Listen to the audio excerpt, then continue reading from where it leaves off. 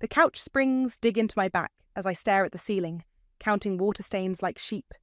3 months of sleeping here, and I still can't get used to it. My childhood home has never felt more foreign, or more suffocating. I'm Jayla, 36, and this isn't where I pictured myself at this stage of life. But here I am, curled up under a scratchy blanket that smells like mothballs, listening to my mother's passive-aggressive sighs every time she passes through the living room. Jayla, honey. Mum's voice carries that familiar sugary venom. Could you please fold up your bedding before Xavier and Riley arrive? We wouldn't want them thinking we're running a shelter here. I bite my tongue and start folding the blanket. The front door opens, and my brother's perfect white teeth appear before the rest of him does. Riley trails behind him, designer handbag first. Mum! Xavier embraces her while I tuck my pillow behind the couch. The house looks amazing, as always. Unlike some parts of it, Riley whispers, loud enough for me to hear. My mother laughs, actually laughs at that. Xavier, darling, I prepared your old room for you both. Fresh sheets, everything. My old room, the one I wasn't allowed to sleep in when I came back because Xavier and Riley need their space when they visit. The golden couple gets the bedroom, while the divorced failure gets the lumpy couch. Thanks, Mum, Xavier says. Hey, sis, still. Here? Where else would she go? Riley smirks, adjusting her diamond engagement ring so it catches the light. I force a smile, just until I get back on my feet. It's been 3 months, my mother reminds me, as if I could forget. Your father and I are concerned. The front door opens again, and Dad walks in from his morning golf game. He barely glances my way before brightening at the sight of Xavier. Son, didn't know you were coming today. Surprise visit? Xavier grins. Had to show Mum and Dad the plans for the new dental practice. That's my boy, Dad beams. Always planning ahead, always moving forward. Unlike... He doesn't finish the sentence. He doesn't have to. I slip out to the back porch, needing air. Through the kitchen window, I hear them gathering around the dining table, voices animated as Xavier spreads out his business plans. My mother's voice carries, "This is what success looks like." My phone buzzes. A notification from my freelance platform. Another 5-star review and payment cleared. They don't know about my growing business. They don't ask, and I stop trying to tell them. Night falls and the house quiets. Xavier and Riley retreat to my old room, while my parents head upstairs. I wait until the lights go out before grabbing my jacket. The night air is crisp as I walk down our street, past manicured lawns and luxury cars. I stop at number 42, the crown jewel of the neighbourhood. 3 stories of modern architecture and floor-to-ceiling windows. Even in darkness, it commands attention. I press my palm against the cold metal gate, a smile playing at my lips. My phone buzzes again, a text from Luca, my realtor. Papers are ready. Sure you want to do this? My fingers hover over the keyboard as I look back at my parents' house, where they've relegated me to the couch like some cautionary tale. Absolutely, I type back. Time to show them what failure looks like. Another message from Luca. Meeting tomorrow, 9 a.m. Bring the cashier's check. I take one last look at the mansion. Through the gates, I can see the "For Sale" sign, barely visible in the moonlight. Soon that sign will come down. Soon they'll all see what I've been building while they were busy dismissing me. My phone lights up with a final text from my mother. Don't forget to fold your bedding in the morning. The neighbours can see the couch through the window. I pocket my phone without responding and start walking back. Let them worry about what the neighbours think. Let them fret about appearances and reputations. They have no idea what's coming. The couch springs creak as I lie down, but tonight they don't bother me as much. I close my eyes, mentally counting down the days until I never have to sleep here again. Until I can stand in my own home, the biggest one on the street, and watch their faces when they realise that their failure of a daughter now owns the house they've envied for years. Sometimes the best revenge isn't served cold. Sometimes it's built quietly, brick by brick, while they're too busy looking down their noses to notice you rising. Riley just got promoted to senior account manager. My mother's voice rings with a kind of pride she's never used when talking about me. Isn't that wonderful, Jayla? I push my peas around my plate, feeling all eyes at the dinner table fixed on me. Congratulations, Riley. Thank you, Riley preens. The firm really values dedication and commitment. You know, sticking with things even when they get tough. The dig isn't subtle. Neither is Xavier's smirk. Speaking of work, I start. My online business has been... Oh, those little internet things? Mum waves her hand dismissively. Thomas, did you hear about the Hendersons' new pool? I clench my fork tighter. Another 5-figure payment had cleared this morning, but they'd rather discuss the neighbour's landscaping. Actually, I try again. I just landed a major client in... Jailer. Dad cuts in. Perhaps instead of these computer games, you should let Xavier help you find a real job at his practice. Something stable. Xavier straightens up. We could always use someone to answer phones. I make more in a week than your receptionist makes in a month. I mutter. What was that, dear? Mum's tone sharpens. Nothing. I stand up, gathering my plate. Thank you for dinner. In the kitchen, I start washing dishes, but freeze when I hear my parents' voices from the dining room. How long are we going to let her stay here? Dad sighs. What choice do we have? She's damaged goods now. No husband, no real job. The neighbours are starting to talk. Did you see Margaret's face when she noticed the pillow on our couch? At least Xavier gives us something to be proud of. I set down the plate before I break it. Grabbing my jacket, I head for the door. Where are you going? Mum calls out. For a walk. At this hour, what will people think? I let the door answer for me. The night air helps, but my hands are still shaking as I walk my usual route. The mansion looms ahead, its windows dark except for one. A figure moves inside, probably the realtor doing a late showing. We meet again. I jump at the voice behind me. Luca steps out of the shadows, his realtor's smile softer in the streetlight. Checking up on your future kingdom? Just walking. At this hour? He mimics my mother's tone perfectly, making me laugh despite myself. The paperwork's nearly ready, he says more seriously. But I have to ask, why this house? There are cheaper options that would still make your point. I think about the dining room conversation, about years of being the family disappointment. Because sometimes enough isn't enough. Fair enough. He hands me a folder. Preliminary inspection report. Thought you might want to review it before tomorrow. Our fingers brush as I take it. Thanks. You didn't have to come out here. Maybe I wanted to. His eyes meet mine. You know, there's a great coffee shop around the corner. Open late. For a moment, I'm tempted. But then I remember the last time I trusted someone's kindness. My ex-husband's face flashes in my mind. His charm, his promises, the way he smiled while telling the divorce court I'd never amount to anything. I should head back, I say. More dishes to wash. Luca nods, understanding in his eyes. Tomorrow then. 9 a.m, don't forget the check.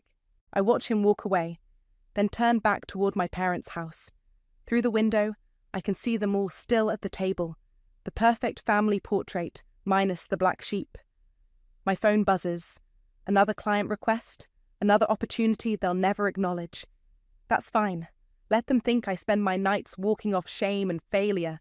Let them wonder why I disappear with my laptop for hours. They'll understand soon enough. Back inside, I hear Riley's voice from the kitchen. I just feel so bad for her. 36 and sleeping on a couch? I would die. Don't worry, Xavier replies. Once we're married, we'll never end up like that. I clear my throat as I enter, enjoying how they jump. You're right, Riley. You would die. Fortunately, I'm made of stronger stuff. Jailer, she starts, but I'm already heading to my couch. I pull out my laptop, opening the inspection report Luca gave me. The mansion's details swim before my eyes. Square footage, property taxes, recent renovations. All mine soon, bought with the money I earned while they thought I was just browsing social media. Mum walks by, tutting at my screen time. If she looked closer, she'd see 6 figures in my business account. But she doesn't look closer. None of them do. That's their mistake, not mine. I wasn't snooping. Not really. I was just looking for a spare phone charger in Dad's study when the papers fell from Xavier's folder. Loan applications, rejection letters, and overdue notices scattered across the floor like dirty secrets. My perfect brother, the successful dentist, was drowning in debt. What are you doing in here? I whirl around to find Xavier in the doorway, his face draining of colour as he spots the papers at my feet. Interesting reading material, I say, picking up a bank statement. Does Riley know your practice is hemorrhaging money? Give me those. He snatches the papers, hands trembling. This isn't what it looks like. No, because it looks like you're using Mum and Dad's house as collateral for loans they don't know about. His jaw clenches. You don't understand business. I understand fraud. Rich, coming from someone who can't even afford her own place. Before I can respond, Mum calls us for Sunday brunch. Xavier shoves the papers back in their folder, his warning glare clear. Keep your mouth shut. The dining room is set with Mum's best china, the set she only uses when she wants to impress. Riley sits at the table like she's posing for a magazine cover. Jailer, you could have at least dressed for brunch. Mum sighs, eyeing my casual clothes. I take my seat as Riley launches into a story about her latest client meeting. Under the table, my phone buzzes with a text from Luca. Offer accepted. Ready when you are. Speaking of success stories, Riley turns to me with a serpentine smile. Jailer, you're such a perfect example of what not to be. No offence, but your life is basically a cautionary tale. Mum laughs. Actually laughs. Riley, Xavier warns, but his fiancée continues. I mean, imagine ending up divorced and homeless at your age. This is why I always say career should come first. Right, Evelyn? My mother nods approvingly. Riley has her priorities straight. Unlike some people, Dad adds. I stand up slowly, my chair scraping against the hardwood. You're right, Riley. I am an example. I pull out my phone, dialing Luca's number. Hello? Yes, I'm ready to move forward with the purchase. Full asking price? Cash offer? The table falls silent. What purchase? Mum asks sharply. I hold up a finger as I continue my conversation. Yes, I can sign this afternoon. Perfect. I hang up and smile at their stunned faces. Sorry, just finalising some details on my new house. What house? Xavier's voice cracks. Oh, just a little place down the street. You might know it. Number 42? Mum's fork clatters to her plate. The mansion? Don't be ridiculous. Would you like to see the proof of funds? Or maybe the pre-approval letter? I have them right here. I pull the documents from my bag. All those hours on my laptop? I wasn't playing games. I was building an empire while you were busy mocking me. Riley snatches the papers, her perfectly manicured nails crumpling the edges. Her eyes widen as she reads the numbers. This isn't possible, she whispers. Funny thing about rock bottom, I say, taking back my documents. It teaches you how to climb. But that house was supposed to be in the family, Mum stammers. It will be, just not the part of the family you expected. I turn to Xavier. By the way, brother dear, you might want to tell them about those loan applications before the bank does. The colour drains from his face as Mum and Dad turn to him. What is she talking about? I grab my bag and head for the door, pausing only to savour Riley's horrified expression. Thanks for brunch. And Riley? You're right. Career should come first. That's exactly what I did. Outside, Luca waits in his car. Ready to sign some papers? I slide into the passenger seat, watching through the window as chaos erupts in the dining room. Xavier gesturing wildly, Mum pressing her hands to her face, Riley standing frozen. You know, Luca says as we pull away, I've never seen someone buy a house out of spite before. Not spite, I correct him. Justice. He glances at me. The look on their faces must have been worth every penny. Oh, it was.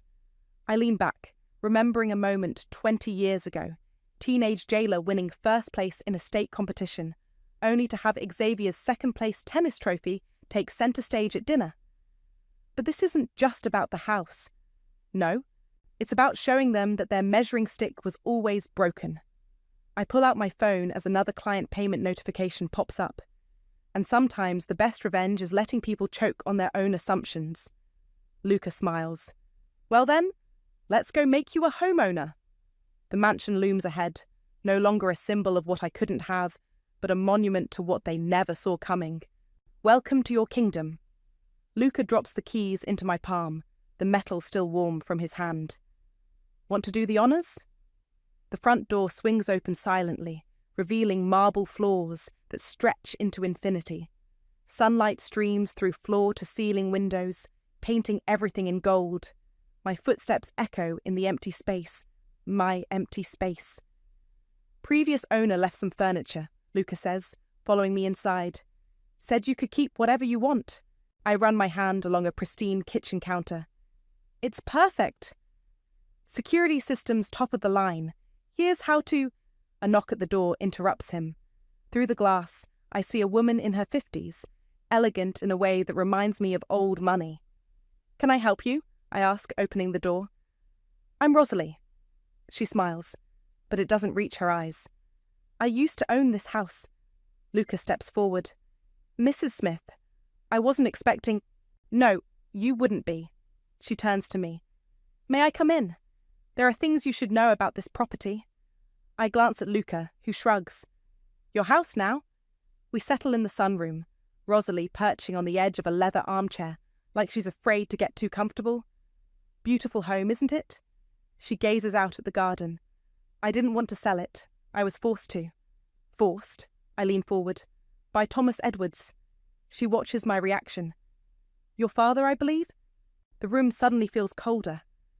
What are you talking about? Your father and I had some business dealings years ago.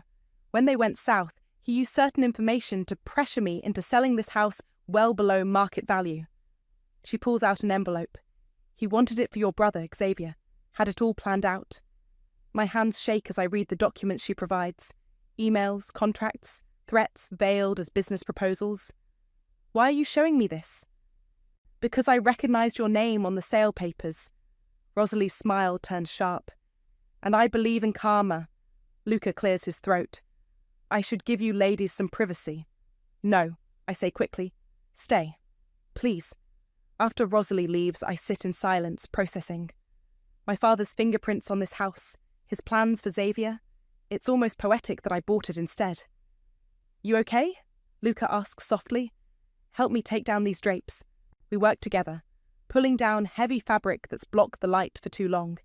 Each window we clear feels like exposing another truth. Your security code, Luca says later, programming the system. Choose something they'd never guess. I type in the date of my divorce, the day they stopped seeing me as family and started seeing me as a failure. My phone buzzes. A text from Mum. Xavier and Riley are coming for dinner tomorrow, a small engagement celebration. You'll make yourself scarce, won't you? I show Luca the message. Perfect timing. For what? For moving in. I start making calls. Movers, cleaners, designers. Time to show them what scarce really looks like. Hours pass as we prep the house. I direct furniture placement, set up my home office, arrange my belongings. All the things I've stored in a rental unit while sleeping on their couch. You've been planning this for months, Luca realizes, watching me unpack boxes of high-end electronics. Since the day they relegated me to the couch. I connect my laptop to multiple monitors. Every night they thought I was out wandering. I was working, building, planning.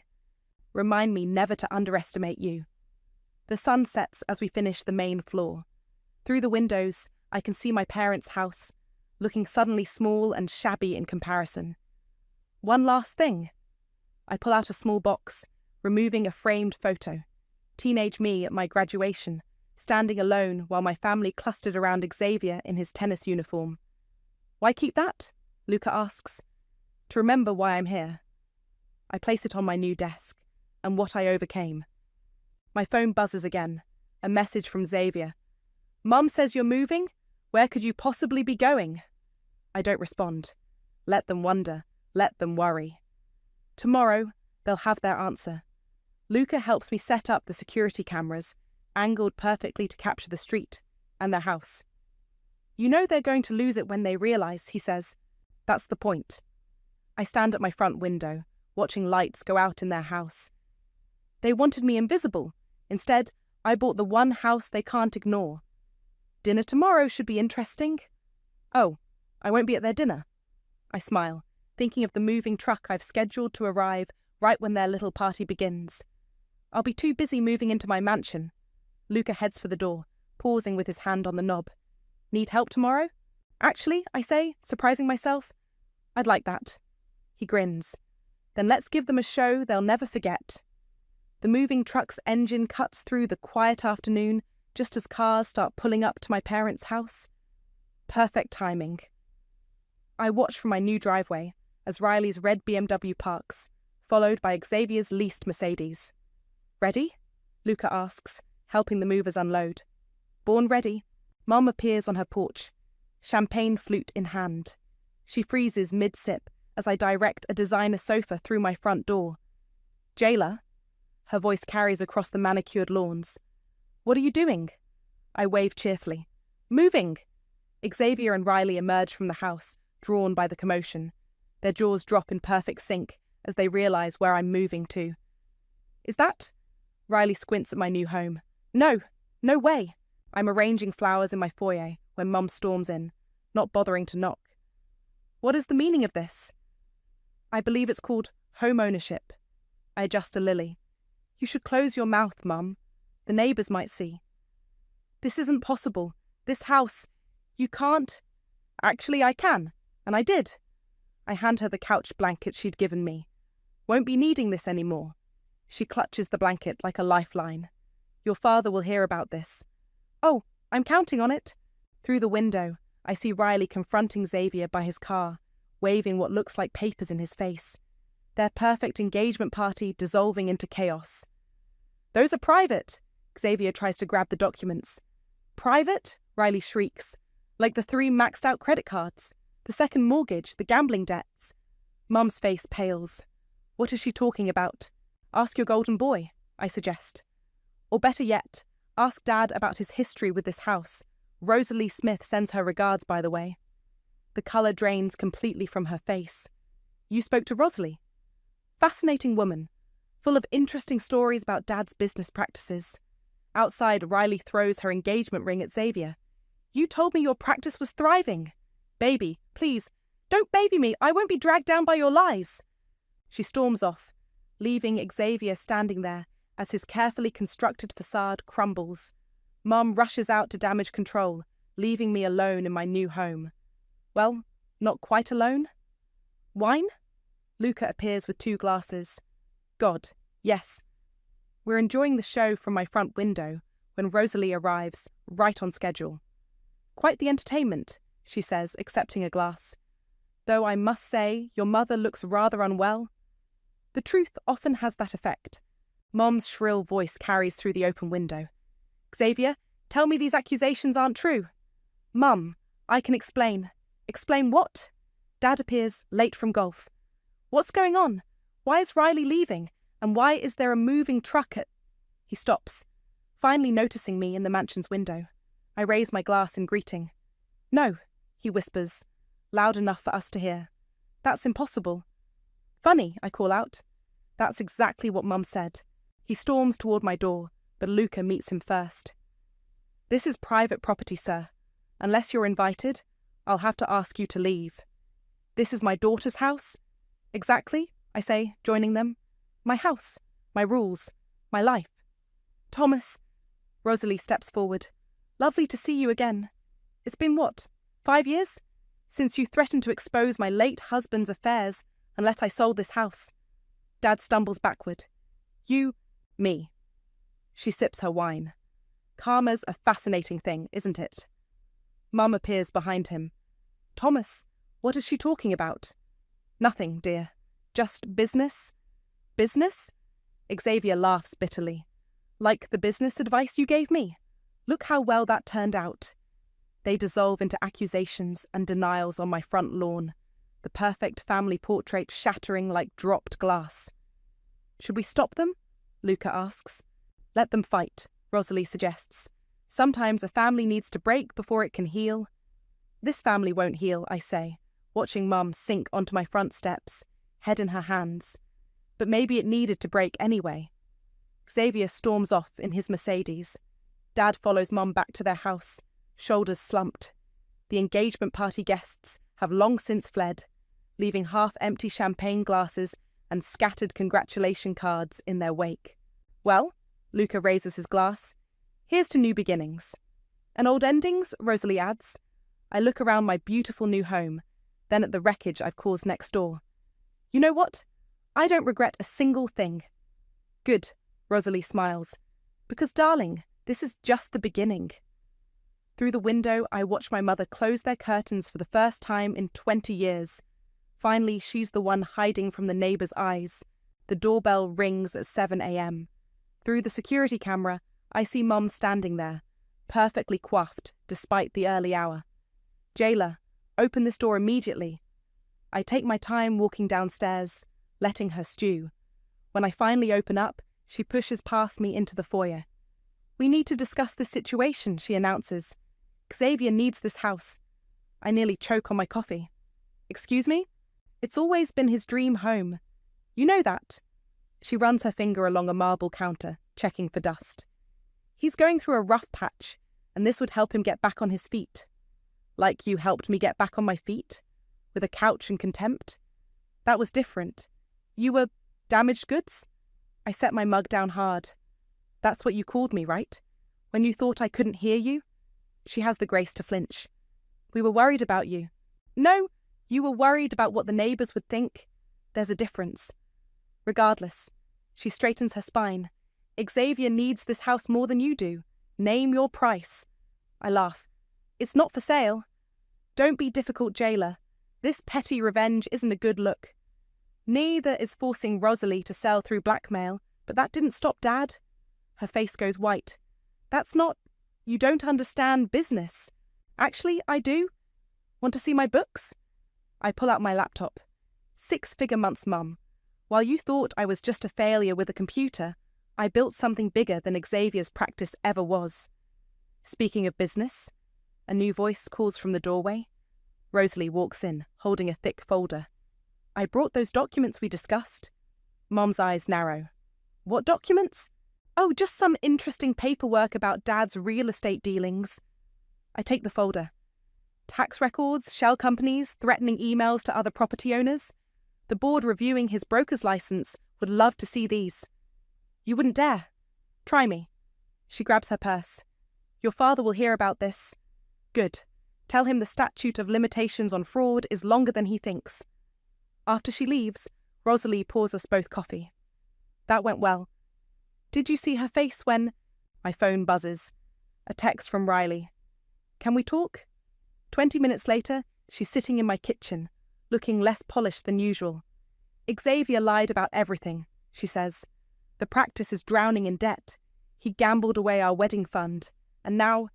She twists her hands. I'm pregnant. I nearly drop my mug. Does he know? No, and he won't. She looks up, tears in her eyes. I'm moving back home. I can't raise a child with someone who lies like breathing. Why are you telling me this? Because you were right. About everything. And I'm... She swallows hard. I'm sorry for how I treated you. Before I can respond, my phone rings. It's an unknown number. Is this Jailer Edwards? A formal voice asks. This is the state licensing board? We received an anonymous tip about Thomas Edwards. I catch Rosalie's eye as I listen. She raises her coffee in a silent toast. After hanging up, I turn to Riley. There's a great OB-GYN in the city. I can give you her number. Thank you. She stands to leave, pausing at the door. Your parents, they really messed up with you, didn't they? They messed up with both their kids. They just haven't realised it yet. That evening, Luca brings takeout, and we go through more of Rosalie's documents. Your father's going to lose his licence, he says, reading through emails. Possibly face charges. I know. Having second thoughts? I think about the couch, about years of subtle cruelty masked as concern, about Xavier's lies and Mom's manipulation. Not one. My phone lights up with texts. From Xavier. What did you tell Riley? From Mum. The neighbours are asking questions. From Dad. The board called. We need to talk. I silence my phone and walk to the window. Next door, I can see them all in the dining room, gesturing wildly, their perfect family dinner devolved into what looks like a war zone. You know what the best part is? I tell Luca. They did this to themselves. I just held up a mirror and bought their dream house. That too. Rosalie joins us at the window. The Neighbourhood Association Gala is next week. traditionally held in the largest home on the street. I turn to her slowly. You mean, welcome to hosting duties, darling? She grins. Shall we invite the family? Looking at their house, where their carefully constructed lives are finally catching up with them, I smile. Oh, absolutely. It would be rude not to. The gala transforms my house into something out of a magazine. Crystal chandeliers throw light across marble floors, champagne flows freely, and the neighbourhood's elite mill about in designer wear. I adjust my black suit, power clothes for a power play, and catch my reflection in a window. Gone is the woman who slept on a couch. In her place stands someone they never saw coming. Darling! Rosalie air kisses my cheek. They're here. Mum enters first, her smile brittle as glass. Dad follows, looking older than he did a week ago, probably because the licensing board suspended him pending investigation. Xavier skulks in last, alone. Jailer, Mum greets through clenched teeth. Lovely. Party? Isn't it? Amazing what success can buy. I wave over a waiter. Champagne? I'll need something stronger, Dad mutters. Thomas, a board member, approaches. We missed you at the hearing yesterday. Dad pales, excusing himself quickly. Mum follows, leaving Xavier shifting awkwardly. Heard from Riley lately? I ask innocently. Don't. His face darkens. You ruined everything. Pretty sure you did that yourself. How's the practice? He grabs my arm hard. You think you're so clever. Everything okay here? Luca appears, his hand settling protectively on my back. Xavier releases me, straightening his tie. Fine. Just family catching up. Speaking of catching up, I glance at my watch. It's time for the house tour. Gather round, everyone. The guests cluster in the foyer, eager to peek inside the neighbourhood's crown jewel. Mum and Dad hover at the back, trying to become invisible. Welcome, I begin, microphone in hand. I'm sure many of you remember this house under its previous owner, Rosalie. She's here tonight. I gesture to her, watching Dad flinch. And she helped make this evening possible. Murmurs ripple through the crowd. Some of you might wonder how I ended up here. It's quite a story, actually. I lock eyes with my mother. It starts with a couch. The room quiets. See, when my marriage ended, my family offered me a couch to sleep on. Not my old room. That was for my brother and his now ex-fiancé. Just a couch and daily reminders of what a disappointment I was. Mum steps forward. Jailer, don't... But here's the thing about rock bottom. When you're there, you learn who you really are. While they thought I was just a failure with a laptop, I built a 7-figure business. While they whispered about the neighbours' opinions, I planned my future. Xavier storms toward the door, but Luca blocks his path. And now? I gesture around the mansion. Now I own the house they always wanted. Funny how life works out. That's enough, Mum snaps. You're embarrassing yourself. No, Mother. For the first time, I'm not embarrassing anyone. I'm just telling the truth. Speaking of truth, I turn to the crowd. Did you know this house has quite a history of pressure sales, hidden dealings, threats? Dad lunges forward. Stop this immediately. Or what? Rosalie steps up beside me. You'll threaten me again? The guests gasp. Someone whispers about the licensing investigation.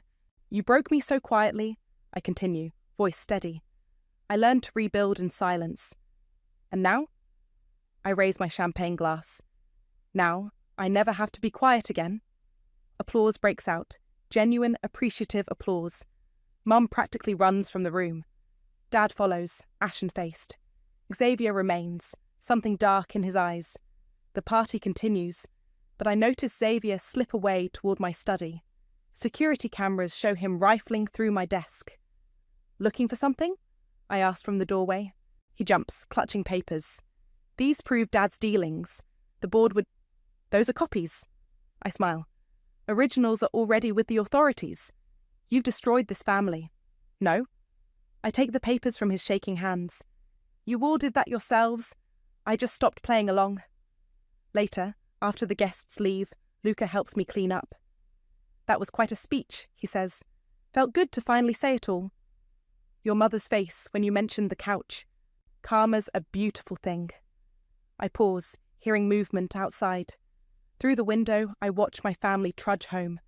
Mom leaning on Dad, Xavier walking ahead alone. Their shoulders are slumped, their perfect facade finally shattered. "You know," Luca says softly, "you're nothing like them." Thank God for that. He takes my hand, and for the first time, I don't pull away. "Stay for one more drink?" I ask. "I'd like that." In the kitchen, I find a note from Rosalie. "Darling, you did it. You took their power and made it your own. Welcome home." I tuck the note away, pour 2 glasses of wine, and join Luca on my terrace. Below, my parents' house sits dark and quiet, its occupants finally facing the truth about themselves. Let them sit in darkness. I found my light.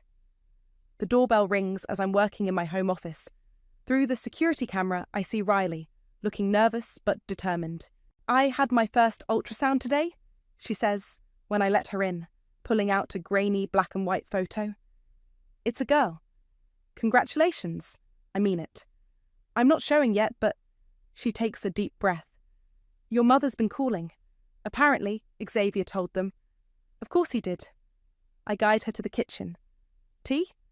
"They want me to give him another chance. For the baby." She wraps her arms around herself. "Your mum offered to pay off his debts if I come back. And I said no." A small smile plays at her lips. "I told her I learned from watching you that sometimes walking away is the strongest choice." The kettle whistles. "How did she take that?" "She hung up. Then your father called, saying something about family loyalty. I hung up on him."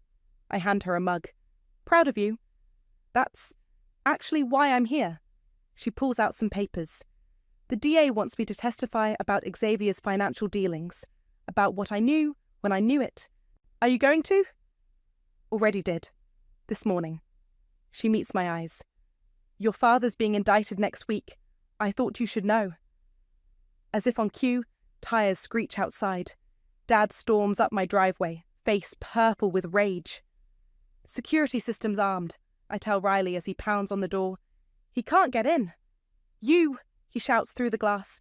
"You turned everyone against me, your own father." "No," I call back. "Your actions did that. I built everything we had. Everything." "Through fraud and threats?" I step closer to the door. "How's that working out?" Mum appears behind him, trying to pull him away. Xavier's car screeches up. "Dad, stop!" He rushes forward. "The neighbours are watching." I laugh. "Still worried about the neighbours, Mum?" She freezes. For the first time, I see something like understanding cross her face. "Thomas," she says quietly, "let's go home." "Not until..." "It's over." Her voice cracks. "We did this. All of it." Dad deflates suddenly, aging years in seconds. Xavier stands there, lost, as his perfect world crumbles completely. "Riley?" He spots her through the window. "Baby, please." "Goodbye, Xavier." She turns away, one hand protectively over her stomach. They leave slowly, a funeral procession of their own making. Through the window, I watch them return to their house, the house that once felt like a prison to me. "You okay?" Riley asks softly. "Better than okay." My phone buzzes. "Luca." "Dinner tonight?" "Yes." I text back, then turn to Riley. "Stay for lunch? We can talk about single mom life, business strategies, whatever you need." "I'd like that." She manages a real smile. "You know, I used to think you were the cautionary tale.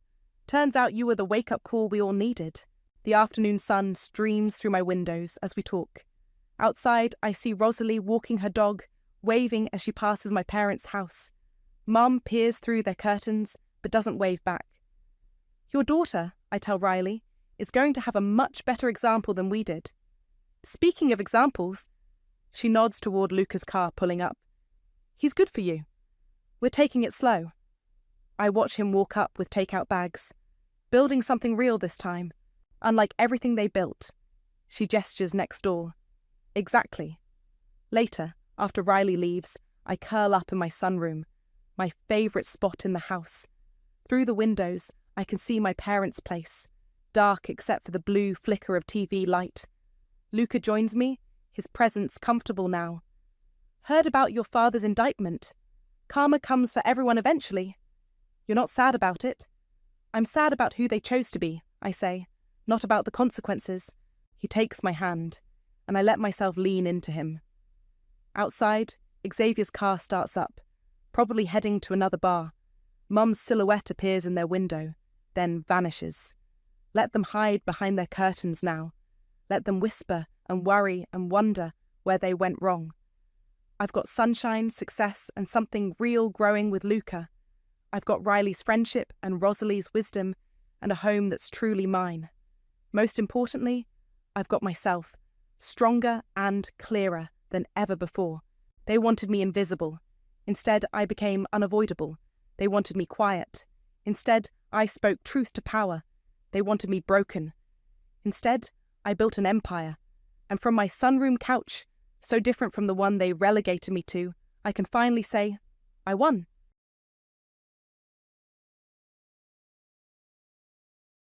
You don't deserve that money, Amanda said angrily over the phone. I've been in this family for 8 years, and you just married in. That trust fund should be mine. I sat in my home office, staring at my computer screen. A bank alert had popped up just minutes before her call. Someone had tried to take $5 million from my account, but the bank had stopped it. Amanda hadn't even waited an hour after trying to steal my money before calling to yell at me. My name is Olivia Parker, and I'm 32 years old. My husband's sister was trying to take away what my grandmother left me. The trust fund wasn't just money. It was Grandma Rose's way of making sure I could continue her charity work after she passed away. Amanda, I said, keeping my voice calm, forging my signature is a crime. Did you really think the bank wouldn't check before approving the transfer? She laughed, sharp and bitter.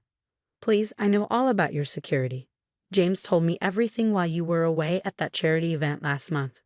My heart sank. My husband James had access to my accounts.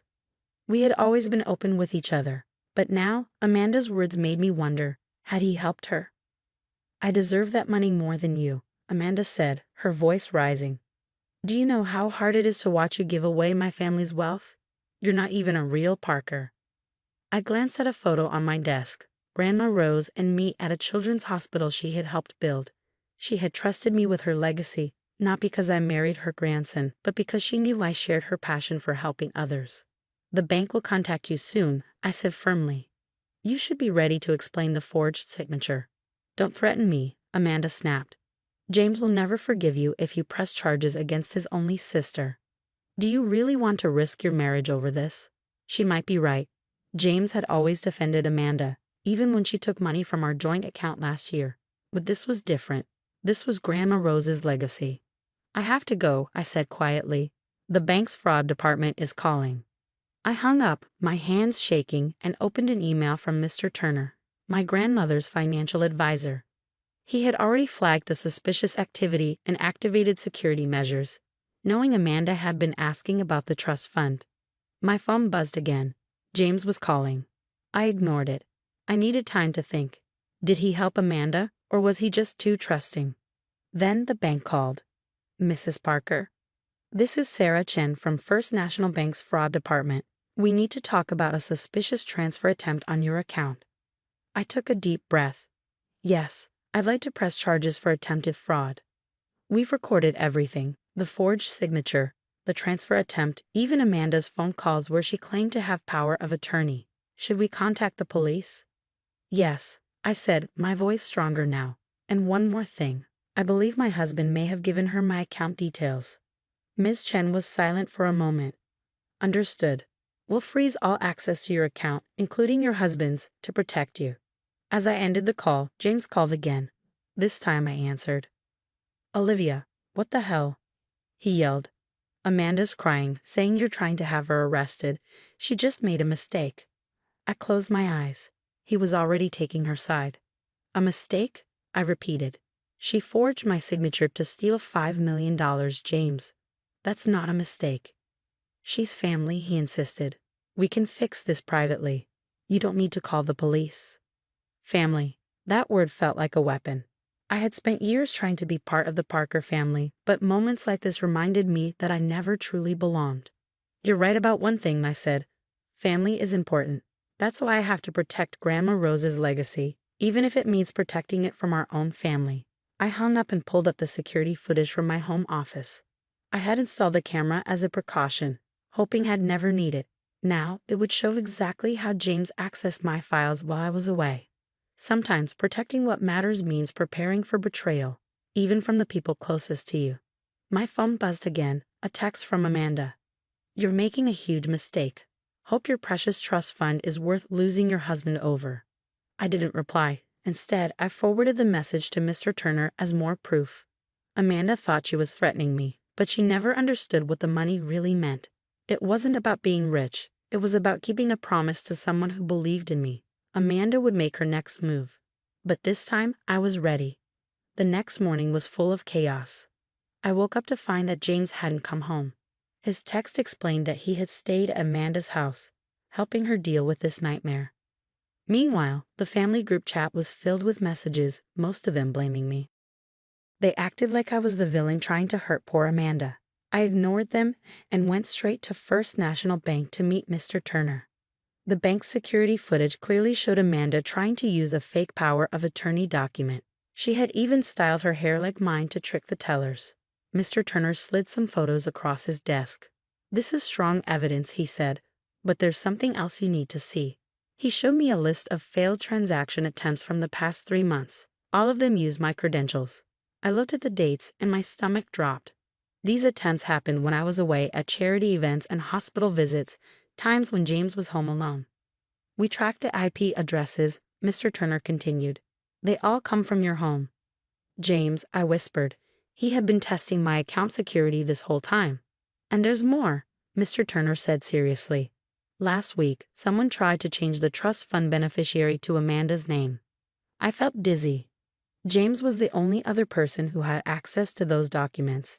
He had been helping his sister steal my inheritance. My phone buzzed. A message from my mother-in-law. "Family meeting. Tonight, 7 p.m. Be there or we'll take this as your admission of guilt." Guilt? As if I was the criminal here. "What do you want to do?" Mr. Turner asked gently. I straightened my shoulders, channeling Grandma Rose's strength. "Proceed with the fraud charges. And Mr. Turner, gather all the proof of James's involvement.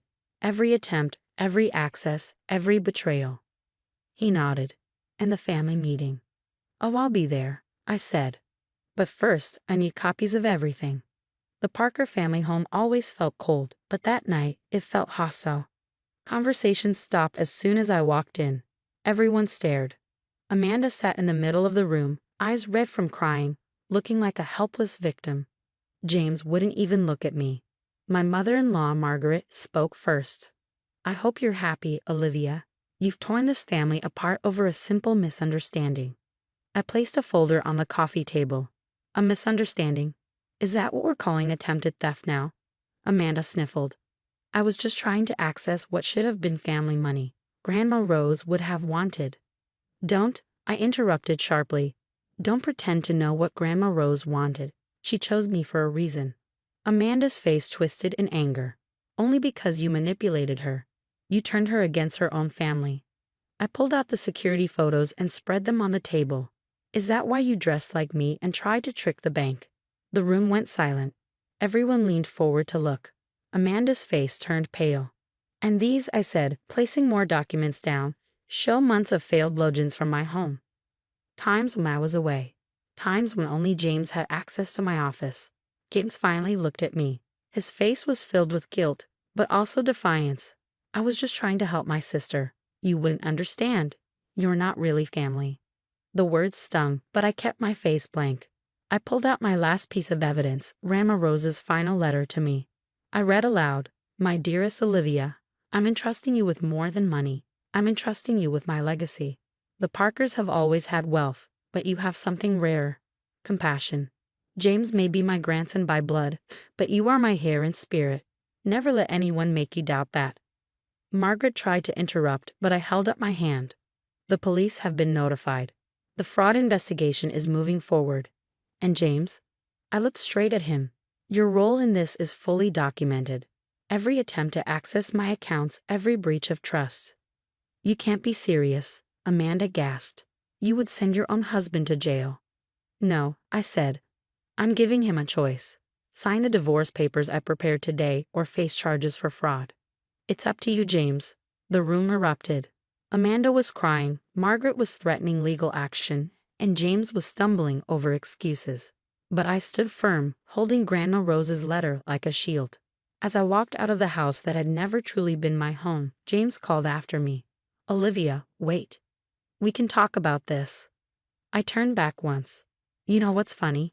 If you had just asked, I would have helped Amanda. That's what the trust was for, helping people. But instead, you both chose to lie and steal. I got in my car, leaving the Parker family to deal with their choices. Sometimes protecting a legacy means standing alone. Grandma Rose would have understood that too.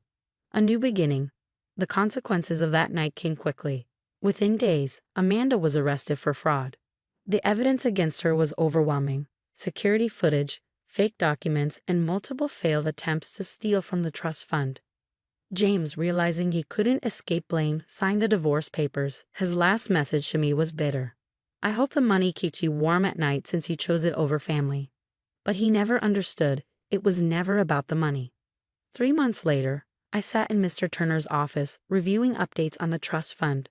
The children's hospital was expanding, and a new scholarship program was in progress.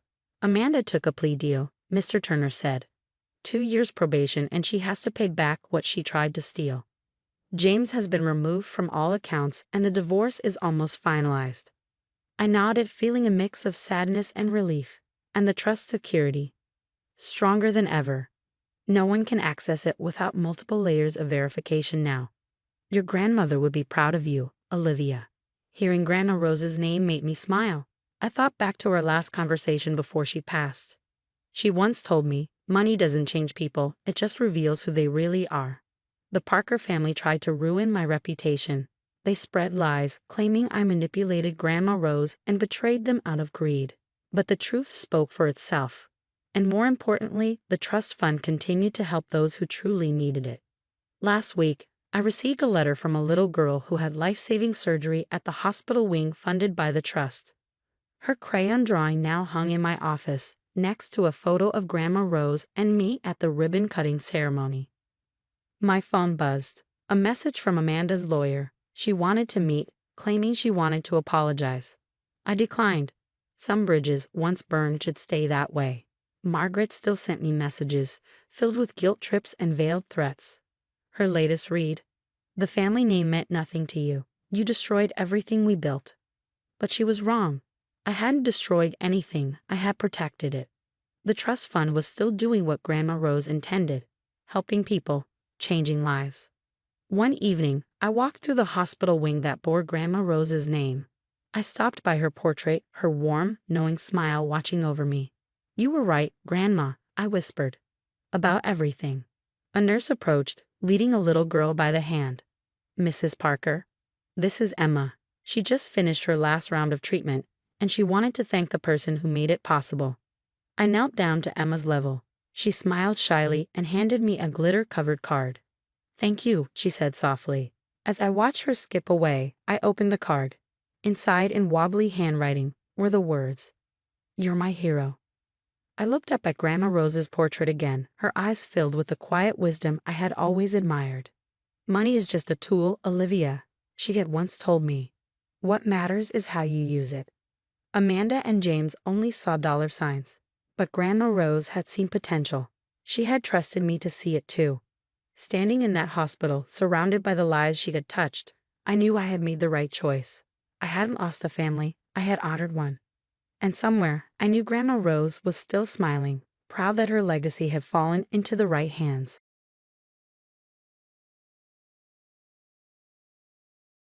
She's the real entrepreneur. My mother-in-law's voice dripped with condescension through the phone. Anna needs this money for her revolutionary tech startup. You're just letting it sit there collecting dust. I gripped my office chair, watching the city skyline through my 20th floor window while processing the news that she'd somehow diverted my $550,000 investment returns. My name is Sophia Chen, and at 34, I'd spent the last decade building a successful investment portfolio while my sister-in-law, Anna, burned through her trust fund launching one failed venture after another. The irony of my mother-in-law, Patricia, calling my careful financial planning collecting dust wasn't lost on me.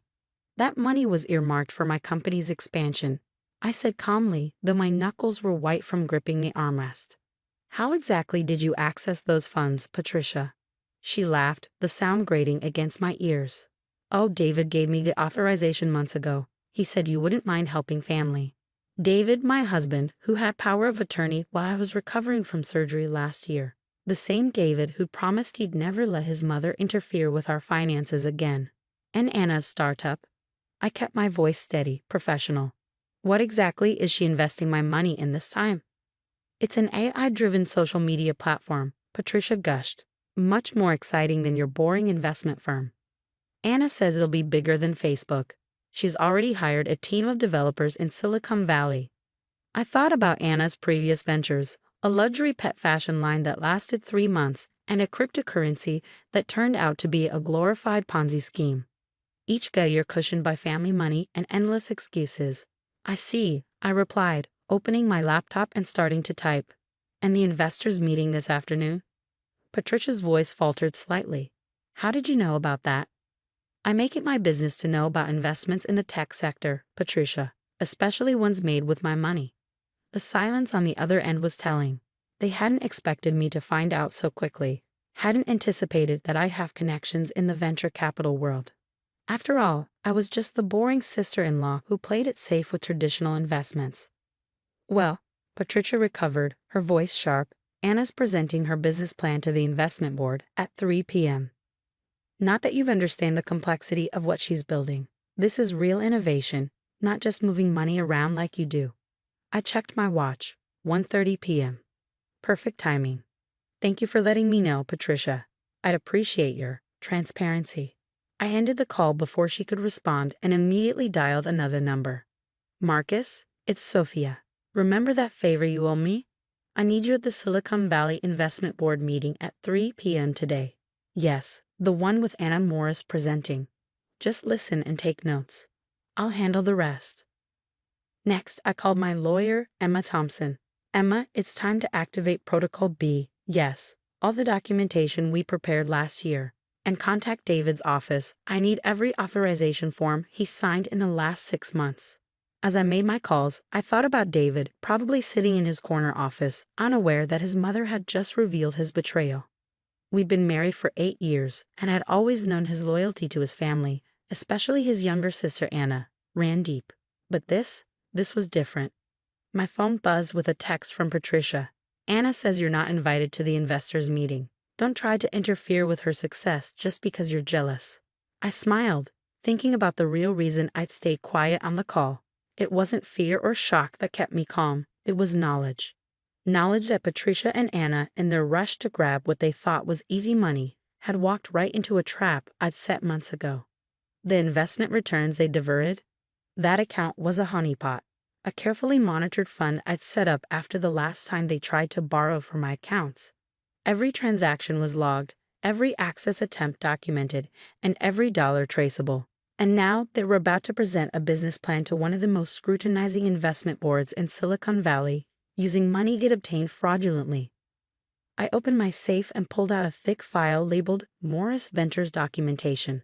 Inside was every failed business plan Anna had ever pitched, every bankruptcy filing, every investor complaint. Next to it sat a smaller file with copies of every document David had signed in the past year, including the power of attorney forms and their carefully worded limitations. My phone buzzed again, this time with an email from Marcus confirming his attendance at the meeting. I leaned back in my chair, allowing myself a moment of satisfaction. Patricia and Anna thought they were finally putting me in my place, showing the boring sister-in-law what real business looked like. They had no idea they were about to learn a very expensive lesson about what real business actually entails. The investors' meeting wasn't just about Anna's latest doomed venture. It was about to become a masterclass in consequences. I picked up my phone one last time, sending a brief text to David. We need to talk about the authorization you gave your mother. Dinner at home, 7 p.m. Then I turned back to my laptop, ready to set the next phase of my plan in motion. Sometimes the best revenge isn't just about getting even. It's about teaching people the true cost of underestimating you. The investors' meeting was in full swing when Marcus's texts started rolling in. I sat in my office, reading each update with growing satisfaction. Anna just claimed her platform has 100,000 beta users. Board asking for verification. Then, moments later, no documentation provided. She's sweating. I smiled, remembering Anna's previous presentations. She'd always had a flair for dramatic promises but struggled with the mundane reality of proof and documentation. Today would be no different. Patricia trying to intervene. Board asked her to leave. Anna fumbling through financial projections. Marcus's updates painted a clear picture of the unfolding disaster. Just then, my office door opened. David stood there, looking confused and slightly angry. Sophia, why is my mother calling me in a panic about some investment meeting? I held up a finger, signaling him to wait as another text came through. Board discovered discrepancy in funding source. Asked about authorization for $550,000 transfer. Anna claims it's family investment. Sit down, David, I said calmly, turning my screen to show him the transaction records. Let's talk about the authorization you gave your mother while I was recovering from surgery. His face paled slightly. She said she needed it for some family emergency fund. That it was just a formality. A formality that she used to steal over $500,000 from my investment account to fund your sister's latest scheme. I replied, my voice level but firm. The same sister who's currently trying to convince the Silicon Valley Investment Board that she has a legitimate business plan. David ran his hands through his hair, a nervous habit I'd noticed years ago. Anna's presenting to the investment board today, with our money. Not our money, David, my money. Money I earned, money I invested, money your mother had no right to touch. With or without your authorization. Another text from Marcus. Board requesting proof of fund ownership and transfer authorization. Anna claiming family trust arrangement. They're calling for documentation. I turned back to David, who was now pacing the office. Your mother and sister thought they could use my investment returns to fund another one of Anna's fantasy startups. They didn't bother checking where the money came from or what safeguards I had in place. Safeguards? David stopped pacing, looking at me with growing unease. That account they accessed? It's monitored by the SEC as part of a financial fraud investigation unit. Every transaction is logged and verified. Your mother's transfer triggered multiple alerts the moment she moved the money. The color drained from David's face. The SEC.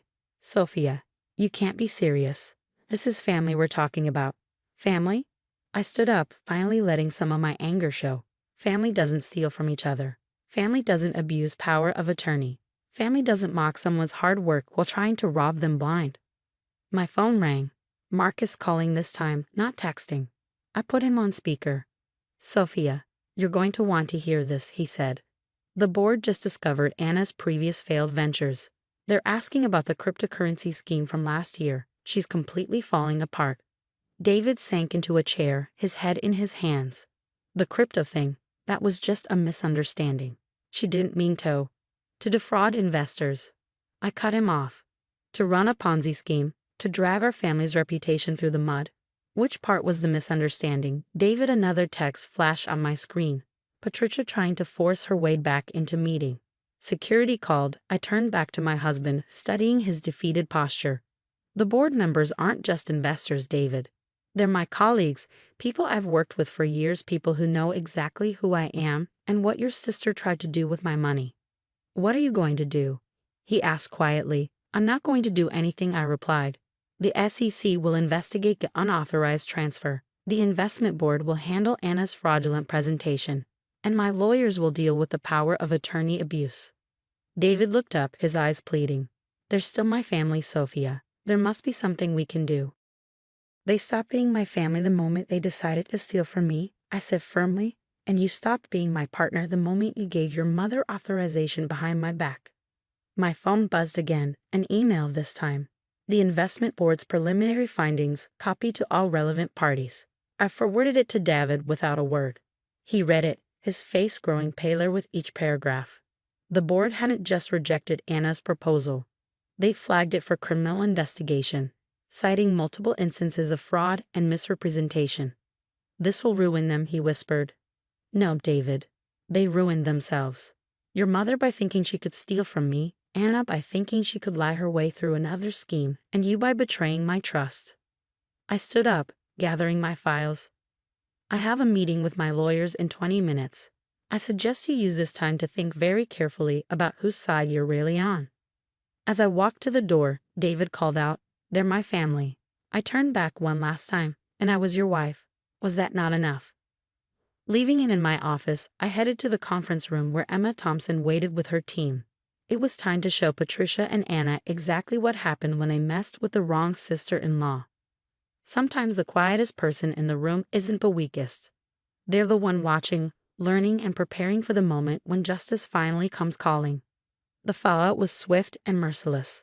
Within 48 hours of the investment board meeting, Anna's revolutionary startup was exposed as nothing more than an elaborate shell designed to attract investors without any real product behind it.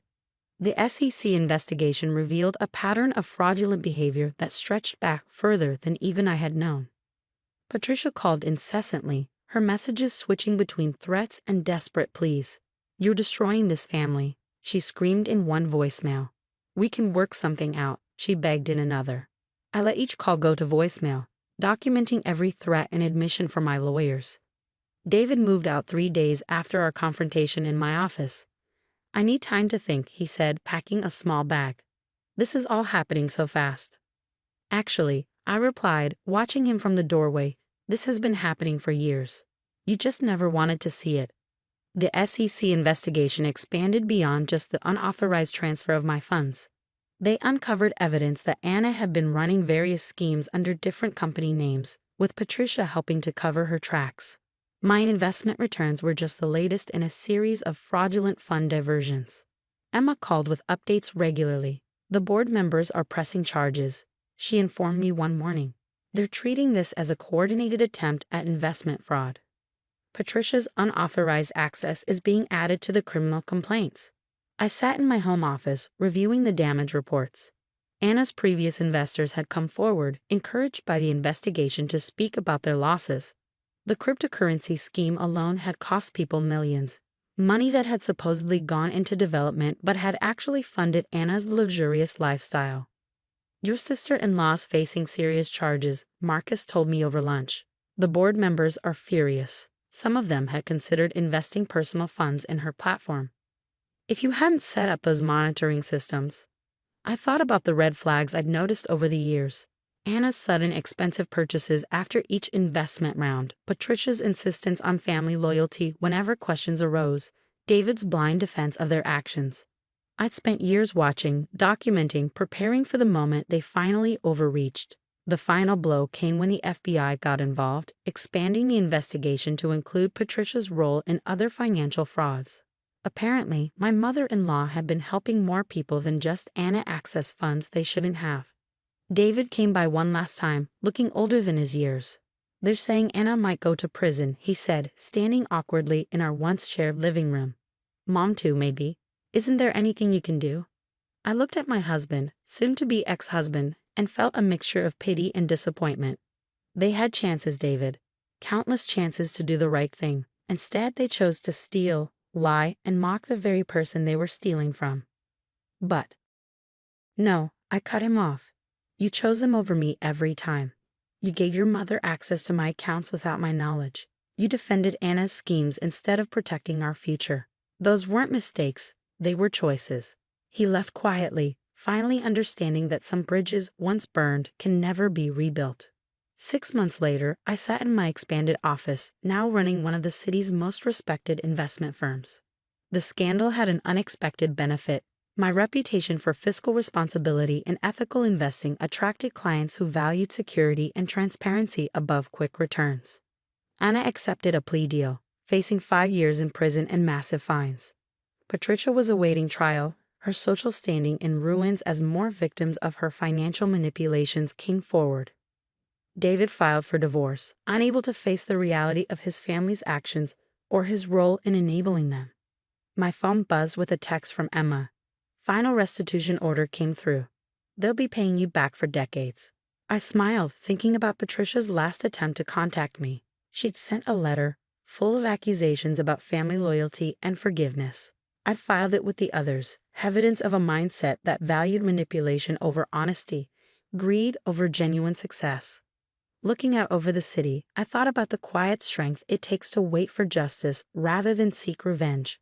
My mother-in-law and sister-in-law had seen my patience as weakness, my documentation as paranoia, my success as luck.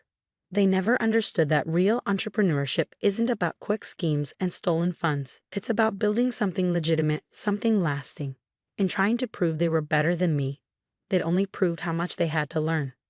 I closed the restitution file and turned back to my work. Sometimes the best response to theft isn't anger or immediate retaliation. It's the quiet, methodical documentation that ensures justice will eventually prevail. In the end, they hadn't just lost my money. They'd lost everything trying to steal it. And I hadn't just protected my investments, I protected every future investor they might have targeted. Sometimes the best revenge is simply letting people face the consequences of their own actions.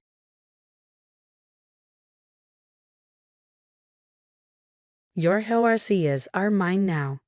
The message popped up on my phone, along with photos of my 6 beloved horses being loaded onto strange trailers. It was from Marcus, my brother-in-law. Even though he was stealing from me, I felt oddly calm. I'm Alexandra, 32 years old, and horses are my life. My grandmother started our family's horse breeding business, and over the years, we've raised some of the best show jumpers in the country. The horses Marcus was taking weren't just animals. They were part of my family's legacy. Another text arrived. Already sold them. Thanks for making me rich. I could almost see Marcus grinning, just like he always did when he thought he was getting away with something. He'd been like this ever since he married my sister, Kate. I set my phone down and looked out the window. The pastures were empty. My horses should have been there, grazing peacefully. Marcus had planned this carefully, waiting for me to be away at a horse conference. What he didn't know was that I had canceled my trip at the last minute. My phone buzzed again. It was Kate. Alex, don't be mad. Marcus is just trying to help us. We need the money, and you have so many horses. Kate always made excuses for him. Marcus had been asking about our horses' value for years, making little comments about how wasteful it was to keep them. Now he had finally acted on his greed. The buyer is waiting, Marcus texted. Just sold them for $4.2 million. Not bad, huh? I smiled. He had no idea. The registration papers he had were just copies. The real ones, the ones proving ownership and bloodline, were locked in my lawyer's office. Without them, the horses were worthless to any serious buyer. Good luck with that, I replied, adding a thumbs-up emoji. My phone rang immediately, Marcus. I ignored it and sent an email to the horse registry, letting them know about the attempted theft. There was no way he could transfer ownership now. I checked my security cameras. There he was, leading my horses into the trailers, using the gate code Kate had given him. My prize stallion Thunder, the champion mares Luna and Star, and 3 young horses full of promise. He was stealing them all. Another message, you can't stop this. The money's already transferred. These horses belong to someone else now. He thought he was in control, but I had planned ahead. The documents he stole were fakes. The security cameras had caught everything. And best of all, each horse had a hidden GPS tracker woven into its mane. I called my lawyer. Sarah, it's happening exactly as we expected. Can you start the legal process? 3 missed calls from Kate. I loved her, but Marcus had blinded her to the truth for too long. This time, he'd gone too far. On the security feed, I watched Marcus drive off with the trailers. He had no clue he was heading straight into disaster. My phone buzzed again. The buyer needs the registration papers. Where are they?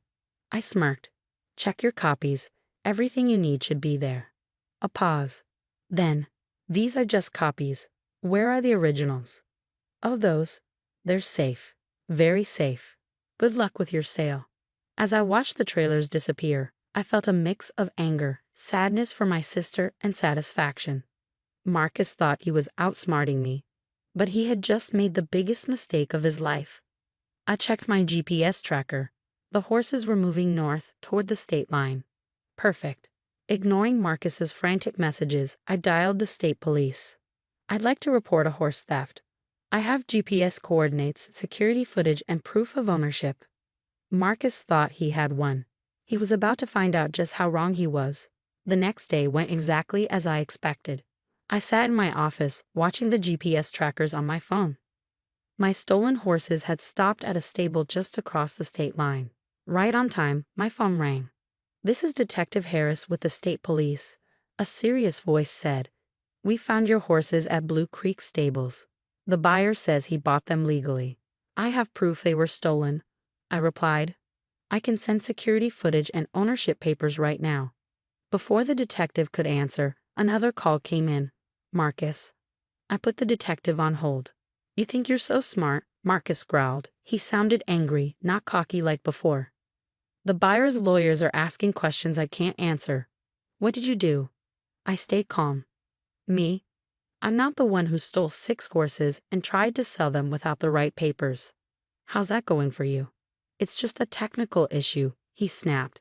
"Kate signed the bill of sale. She's family. She has a right to sell them too." I almost laughed. "Kate doesn't own the horses. Only I do. And you? You only have worthless copies of the registration papers." Silence. Then Marcus's tone changed. He was trying to be nice now. "Look, Alex, we can work something out. The buyer already paid. If you just sign the papers, I'll split the money with you. Everybody wins." I finally laughed. "Everybody wins. You stole my horses, Marcus. This isn't about money. It's about you thinking you can take whatever you want." Through my security cameras, I saw 3 police cars arrive at my gate. Perfect timing. "The police are involved now," I told him. "You should start looking for a good lawyer." I switched back to Detective Harris.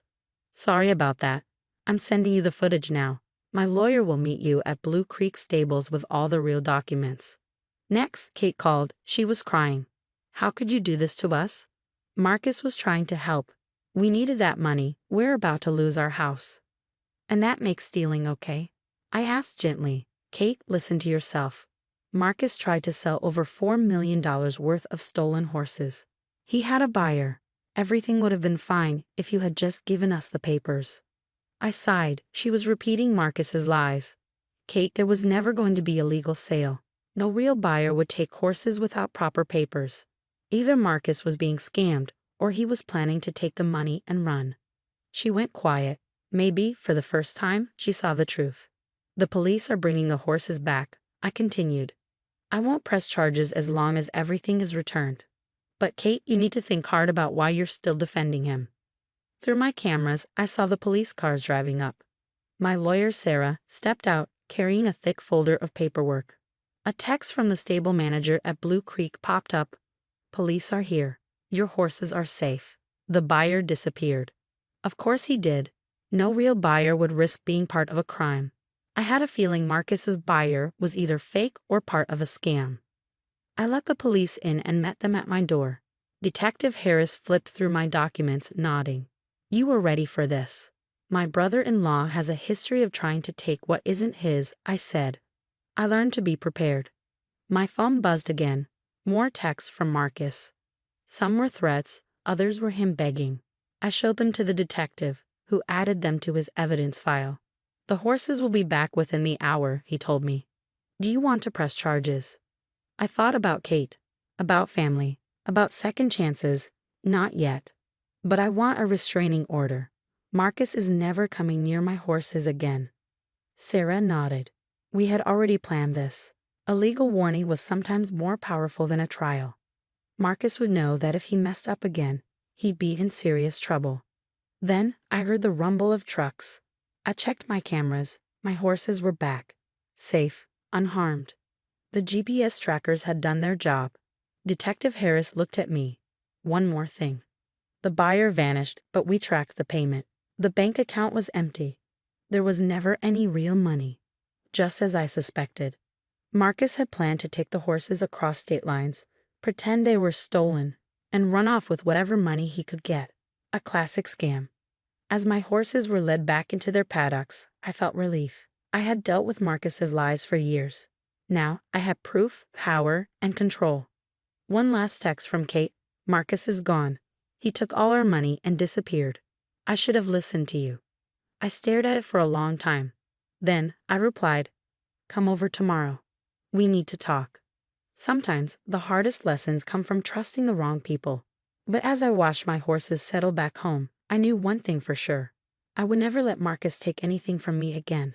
The morning after my horses were returned, Kate showed up at my door looking exhausted. Her eyes were red and she held a folder in her shaking hands. "He took everything," she said, sitting down at my kitchen table. "Our savings, the house payment, even my personal account. The bank said he withdrew it all yesterday before he tried to sell your horses." I placed a cup of coffee in front of her. "I'm sorry, Kate, not for Marcus, but for what you're going through." She pulled out the papers, bank statements showing zero balances, overdraft notices, and a foreclosure warning. "I should have listened to you, all those times you warned me about him." "What matters now is what you do next," I said, thinking of the file I had on Marcus, proof of all the shady things he'd done over the years. "Did you report the stolen money to the police?" She nodded. "This morning. But because we're married, it's complicated. He had access to most of the accounts." I thought about how I had protected my horses with careful planning. "Kate, remember when Marcus tried to get you to add his name to your inheritance account?" "The one from Grandma?" "Yes. But I refused. It was the one thing I didn't let him touch." For the first time, I saw a hint of her old strength. "That money is still safe, then," I said. "And listen, you can stay here while you figure things out." Tears filled her eyes. "After everything? After I helped him?" "You're still my sister," I said. "And you're not the first person to fall for someone like Marcus." Over the next few weeks, more details came out. Detective Harris called to tell me Marcus had pulled similar scams in 3 states, using fake names and documents. The buyer for my horses was part of his scheme. "We got warrants out for both of them," the detective said. "Your security footage and records helped us link multiple cases. You weren't the first victim, but you might be the last." Kate moved into my guest room, slowly rebuilding her life. She got a job at a real estate office and started therapy to understand how Marcus had controlled her. One evening, as we sat on the porch watching the horses, she asked, "How did you know?" "About Marcus, about the horses, everything." I thought about the missing documents, the GPS trackers, the little signs I had noticed over the years. I paid attention. Every time something felt off, I made a note. I got ready. "And I called you paranoid," she said quietly. "You were in love," I replied, and he counted on that. The police never caught Marcus, at least not right away, but his scam had fallen apart, and every major horse registry now had his name flagged. He wouldn't be able to pull the same trick again. 6 months later, I stood in the winner's circle at the national championships, watching my stallion, Thunder, prance proudly with his blue ribbon. Kate stood beside me, cheering just as loud as I was. She had started helping at the stables, reconnecting with her love of horses, something Marcus had always discouraged. "Your brother-in-law really thought he could sell a champion horse without papers?" a trainer asked, shaking her head. "Some people think they can take shortcuts," I said, patting Thunder's neck.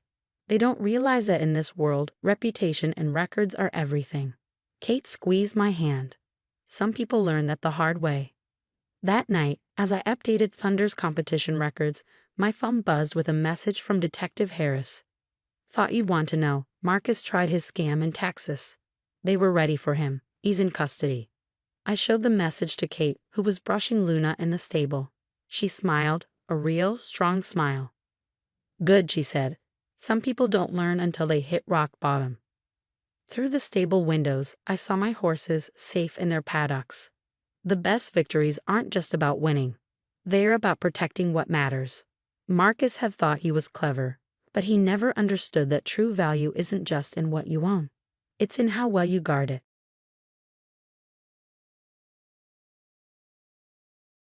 "You're too naive to manage this wealth." Amanda's words cut through the air as she stood in my living room, her designer purse clutched tightly against her cream blazer. "I did you a favor, Sarah. That land was just sitting there doing nothing." I stared at the documents scattered across my coffee table, my hands trembling as I processed what my sister-in-law had just confessed. The 50-acre property my grandfather had left me, the beautiful Montana wilderness I planned to preserve, had been sold without my knowledge or consent. And Amanda, my husband Tom's sister, was standing here acting like she'd done me a service. "You forged my signature," I said, picking up one of the papers, my voice steadier than I felt. You actually forged my signature to sell property that wasn't yours. Amanda rolled her eyes, adjusting her perfectly styled blonde hair. Oh please, it's not like you were doing anything with it. Do you know how many developers have been trying to buy that land? $1.5 million is a fantastic offer. I already processed the sale. The casual way she admitted to her crime made my blood boil. I'd never been close to Amanda. She'd made it clear from the day I married Tom that she thought he could do better than a small-town librarian. But this was beyond anything I'd expected, even from her. Where's the money? I asked, though I already suspected the answer. Her smirk told me everything. Being put to better use. I've invested it in some promising ventures. Once they pay off, everyone will thank me. You clearly don't understand how to handle this kind of wealth. I thought about my grandfather's face when he'd shown me that land 5 years ago, just months before he passed. He'd walked me through the pristine forest, pointing out the rare birds nesting in the ancient trees, showing me the crystal-clear stream that cut through the property. This land is special, Sarah, he'd said. It needs someone who'll protect it, not exploit it. He'd chosen me over my more successful cousins because he knew I shared his love for preservation. Now I failed him, let his legacy be stripped away by my greedy sister-in-law. Where's Tom? I asked, realizing my husband was conspicuously absent from this conversation. Oh, don't drag him into this, Amanda waved dismissively. He knows nothing about it, and let's keep it that way. He's always been too soft when it comes to you. I stood up, gathering the papers carefully. You really think I'm just going to let this go? For the first time, I saw a flicker of uncertainty cross Amanda's face. What's done is done, Sarah. The sale's been processed. The developers are already planning their project. You can't stop progress. We'll see about that, I replied, pulling out my phone. Who are you calling? Amanda demanded, her composure cracking slightly. First my lawyer, then the police. Forging documents and selling property fraudulently are serious crimes, Amanda. She stepped forward, her voice dropping to a threatening whisper. You wouldn't dare. Think about what this would do to the family. To Tom, to our parents. I met her gaze steadily. You should have thought about that before you stole my inheritance. I did not steal, she started, but I cut her off. Get out of my house, Amanda. The next time we speak, it'll be through lawyers. She grabbed her purse, her knuckles white with tension. You're making a huge mistake. I was trying to help you. That land was wasted on someone like you. As she stormed out, slamming the door behind her, I sank back onto the couch. My hands were shaking as I dialed my lawyer's number. I'd known Amanda was entitled and manipulative, but this level of betrayal was staggering. The land wasn't just property to me, it was my grandfather's legacy, his final gift. He trusted me to protect it, and somehow, I let him down. But as I listened to the phone ring, I felt a determination settle over me. This wasn't over. Amanda thought I was naive, too soft to fight back. She was about to learn just how wrong she was. My lawyer answered on the third ring. Sarah, what's wrong? I took a deep breath, straightening the papers in front of me. I need your help, David. My sister-in-law just admitted to forging my signature and selling my inherited property, and I want to press charges. The next few hours were a blur of phone calls and documentation. David confirmed my worst fears. The sale had indeed been processed, and the developers were already moving forward with their plans. But he also gave me hope. With proof of forgery and fraud, we could fight this. As night fell, I sat in my darkened living room, waiting for Tom to come home. How would he react? Would he stand by me as I took legal action against his sister? Or would blood prove thicker than marriage? I heard his key in the lock, and my heart raced. This wasn't just about the land anymore. This was about justice, family, and standing up for what's right. Amanda thought she'd gotten away with it, thought I was too weak to fight back. Little did she know, she just started a war she wasn't prepared to win. The next morning, I sat in David's office, watching him review the security footage I'd quietly gathered over the past month. I hadn't been as naive as Amanda assumed. I'd noticed small things going missing from my home office, documents being slightly out of place. So I'd install cameras, telling no one. This is excellent, Sarah, David said, pausing the video that clearly showed Amanda rifling through my files late one night when she'd stopped by to drop off some of Tom's old mail. Between this and the forged documents, we have a solid case. Tom hadn't come home last night. After I told him what his sister had done, He'd stood in silence for a long moment before grabbing his keys and walking out. His only words, "I need time to think." "What's our next step?" I asked, pushing thoughts of my marriage aside. I had to focus on the immediate problem. "I've already filed for an emergency injunction to halt any development on the property," David replied, shuffling through papers on his desk. "But we need to move fast. The developers have already started preliminary work." My phone buzzed. Another message from Amanda. "The developers won't stop just because you're throwing a tantrum. Be reasonable." I showed David the text. He frowned, adding it to his growing file of evidence. "She's getting nervous. Keep documenting everything." As if on cue, my phone rang. My mother-in-law, Margaret. I let it go to voicemail, already knowing what she'd say. Sure enough, her message was exactly what I expected. "Sarah, darling, we need to talk about this misunderstanding with Amanda. She was only trying to help. You know how passionate she is about real estate development. Can't we handle this within the family?" I deleted the message. Margaret had always defended her daughter's actions, no matter how outrageous. When Amanda had borrowed my car last year and returned it with a massive dent, Margaret had suggested I should be grateful for the chance to buy a new one. David's assistant knocked on the door. "The detective is here." Detective Torres was a sharp-eyed woman who didn't waste time with pleasantries. She reviewed our evidence, asked pointed questions, and took detailed notes.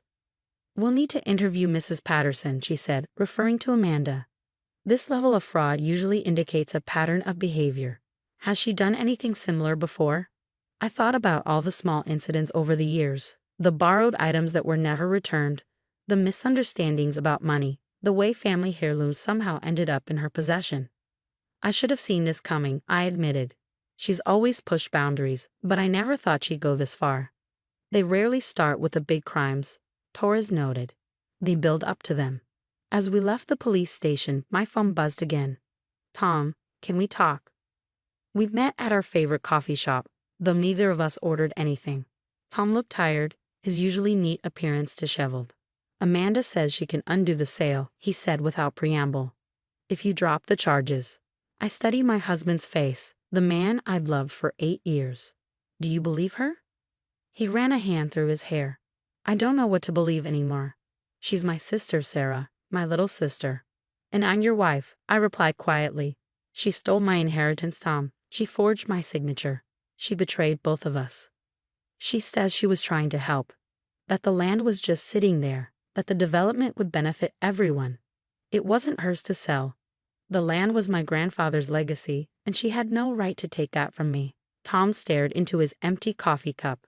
"What do you want me to do?" "I want you to support me, to stand by me while I fight for what's right." His phone chimed.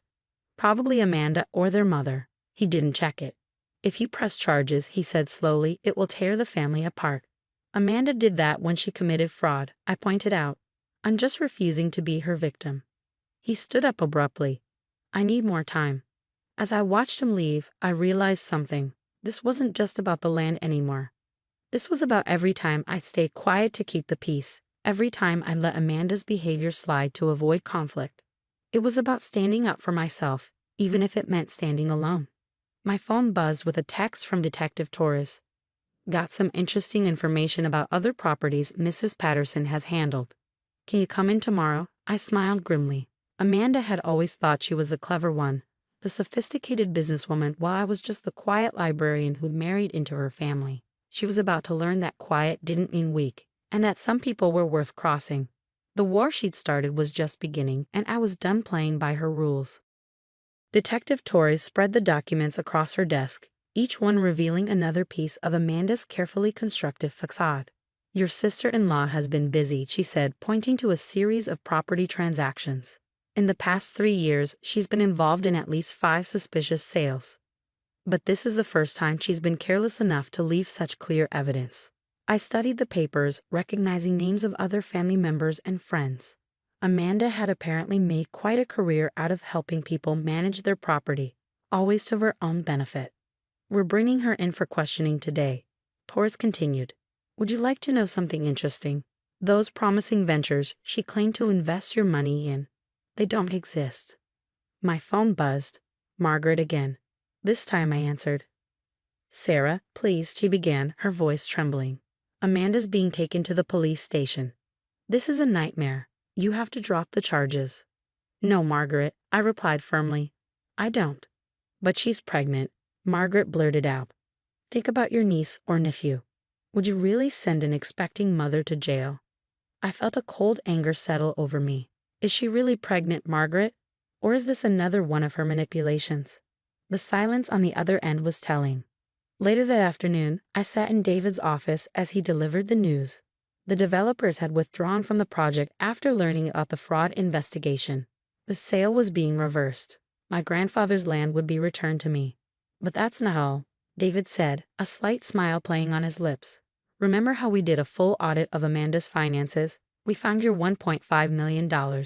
She never invested it. It's sitting in an offshore account along with money from her other deals. I let out a breath I hadn't realized I'd been holding. So it's over? Almost. Amanda's facing multiple fraud charges. She's trying to negotiate a plea deal, but with the evidence we have, he shrugged. She'll be lucky to avoid jail time. Tom was waiting outside my house when I got home. He looked different, older somehow, but also more resolute. I've been talking to some people, he said as I approached. Other victims of Amanda's help. I had no idea how long this had been going on. How many people she'd hurt. I unlocked the door, letting him follow me inside. I'm sorry, he continued. I should have stood by you from the start. She's my sister. I wanted to believe her. I know, I said softly, but sometimes the people we love aren't who we think they are. The family's in chaos. Mom's still trying to defend her. But Dad, he shook his head. Dad's looking into his own accounts now. Apparently, some of his retirement funds are missing. A week later, I stood on my grandfather's land, breathing in the crisp Montana air. The developers hadn't gotten far, just a few survey markers that could easily be removed. The stream still ran clear, the birds still nested in their ancient trees. My phone buzzed with a news alert. Local woman pleads guilty to multiple counts of fraud. Amanda's perfectly composed mugshot stared back at me. She didn't look so sophisticated now. Tom wrapped an arm around my shoulders. What are you going to do with the land now? I smiled, pulling out the paperwork I'd been working on. I'm turning it into a conservation trust. My grandfather always said this land needed protection. Now it'll have it, legally, permanently. He would be proud, Tom said quietly. You know what the funny thing is? I said, watching a pair of eagles soar overhead. Amanda always thought I was naive because I didn't want to develop this land. She never understood that some things are worth more than money. As we walked back to the car, I received one final text from Margaret. I hope you're happy. You've destroyed our family. I typed back a simple response. No, Margaret. Amanda did that. I just exposed the truth. Tom read the exchange over my shoulder and squeezed my hand. You know what? You're absolutely right. Standing there, with my grandfather's land secure and my husband by my side, I felt at peace. Amanda had thought she could take advantage of my quiet nature, my desire to keep the peace. Instead, she learned a valuable lesson. Sometimes the quiet ones are the most dangerous when crossed. Her betrayal had cost her everything, her freedom, her reputation, her family's trust. Meanwhile, I had everything I needed. My inheritance, my integrity, and the knowledge that sometimes fighting back isn't just an option. It's a responsibility. The truth had won out, and that was worth more than any amount of money Amanda could have stolen.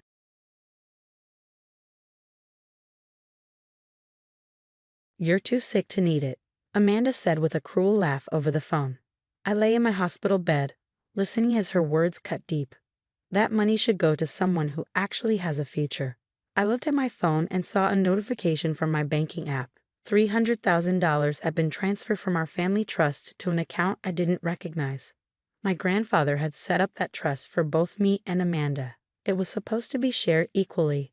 My name is Olivia Parker. I'm 29 years old and fighting lymphoma, a serious type of cancer. While I was in the hospital, my sister-in-law, Amanda, saw an opportunity to steal my inheritance.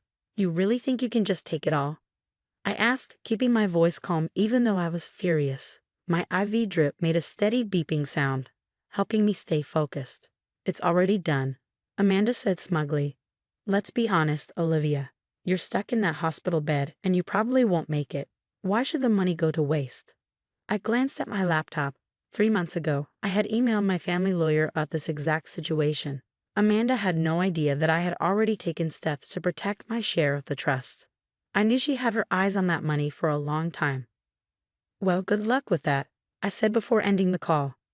Just then, my nurse Sarah walked in to check my vitals. She had been with me through 3 rounds of chemo and felt more like a friend now. Everything okay, honey? She asked.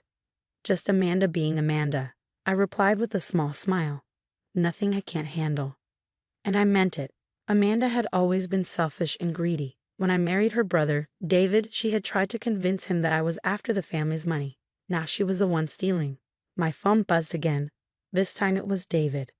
Liv, what's going on? Amanda says she needed to use the trust fund for family emergencies. Put me on speaker, I said. I knew Amanda was right there with him. I want everyone to hear this.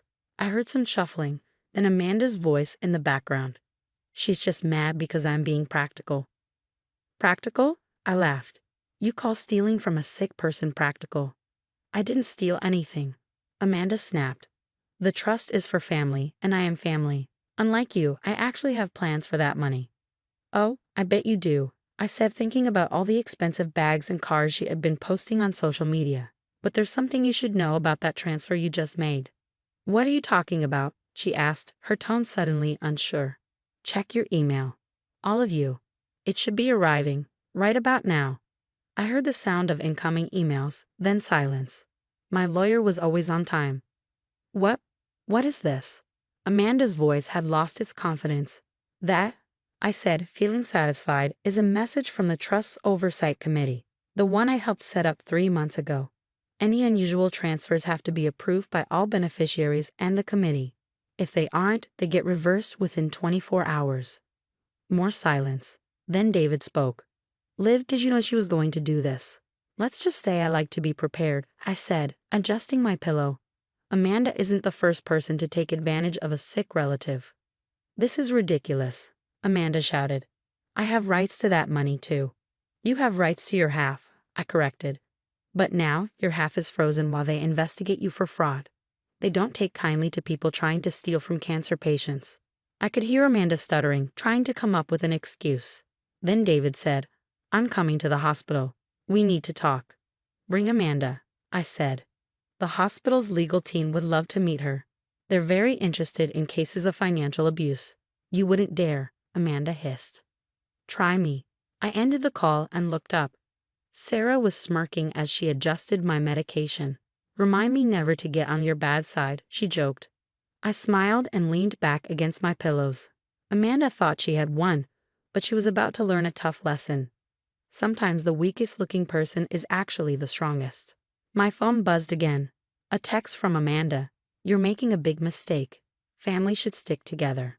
I chuckled, thinking about all the proof my lawyer had gathered, all the hospital staff who had overheard Amanda's cruel comments. She had no idea what was coming. You're right, I texted back. Family should stick together. Remember that when you explained why you tried to steal from me. Then I turned off my phone, closed my eyes, and saved my energy. Amanda thought she had won when she saw that money transfer. But she was about to find out that I had been planning for this moment all along. The afternoon sun streamed through my hospital window. In a few hours, Amanda would show up, probably with some excuse. But it didn't matter. I had proof, witnesses, and a plan. Sarah walked back in with my evening meds. David just called. They're on their way. I nodded, feeling stronger than I had in weeks. Sometimes the best medicine isn't what's in an IV drip. It's watching justice happen exactly as you planned. The sharp clicking of high heels echoed in the hallway before Amanda even stepped into my hospital room. She burst in like she owned the place, with David right behind her, looking both worried and embarrassed. What did you do? She demanded, waving her phone at me. The transfer was reversed, and now I'm getting emails about fraud investigations. I took my time adjusting my hospital bed to sit up, letting her stew in her anger. Sarah, my nurse, stood by the door, clipboard in hand, officially checking my vitals. But really, she was here as a witness. We'd planned this part carefully. I didn't do anything, Amanda, I said calmly. The system worked exactly as it should to stop theft. It's not theft, she snapped. I'm a beneficiary of that trust, too. Of your half, I reminded her, not all of it, and certainly not while telling me I'm too sick to need it anyway. David stepped forward, his face pale. Did you really say that to her, Amanda? Oh, she said much worse. I reached for my laptop. Would you like to hear the recordings? Amanda's face went from red with anger to pale with fear. What recordings? I turned the laptop toward them, showing audio files with date and timestamps. Hospital policy, I explained. All rooms have recording devices for patient safety, especially when there's a risk of abuse. You recorded me? Amanda's voice cracked. That's illegal. Sarah stepped forward, calm but firm. Actually, it's standard hospital procedure. There are signs on every door. She pointed to one near the entrance, which Amanda had clearly ignored. I pressed play. Amanda's voice filled the room. Just die already. That money is wasted on you. The date showed it was from 2 weeks ago, during a visit where she had pretended to be concerned about me. David stumbled back, dropping into a chair. My God, Amanda. She's lying. She edited that. Amanda cried. The hospital has the original files, Sarah said. No one can change them. I pulled up another document. And then there's this, your loan application from yesterday, where you used the stolen money as proof of assets. Were you planning to buy that beach house you've been talking about? Amanda's expensive handbag slipped off her shoulder and hit the floor. How did you? The trust committee checks for suspicious financial activity, I said. Did you really think I wouldn't plan ahead? Amanda's face twisted in frustration. What future? She spat. You're dying anyway. That money could actually be useful instead of paying for treatments that probably won't even work. The room went silent. Even Amanda looked shocked at what she had just said. David stood up slowly, moving away from her. Sarah, I said quietly, please make a note of that statement in my patient record. The legal team asked for documentation of any threats. Already done, Sarah replied, tapping her tablet. This is ridiculous. Amanda tried to backtrack. I was just being practical. The family needs. The family needs?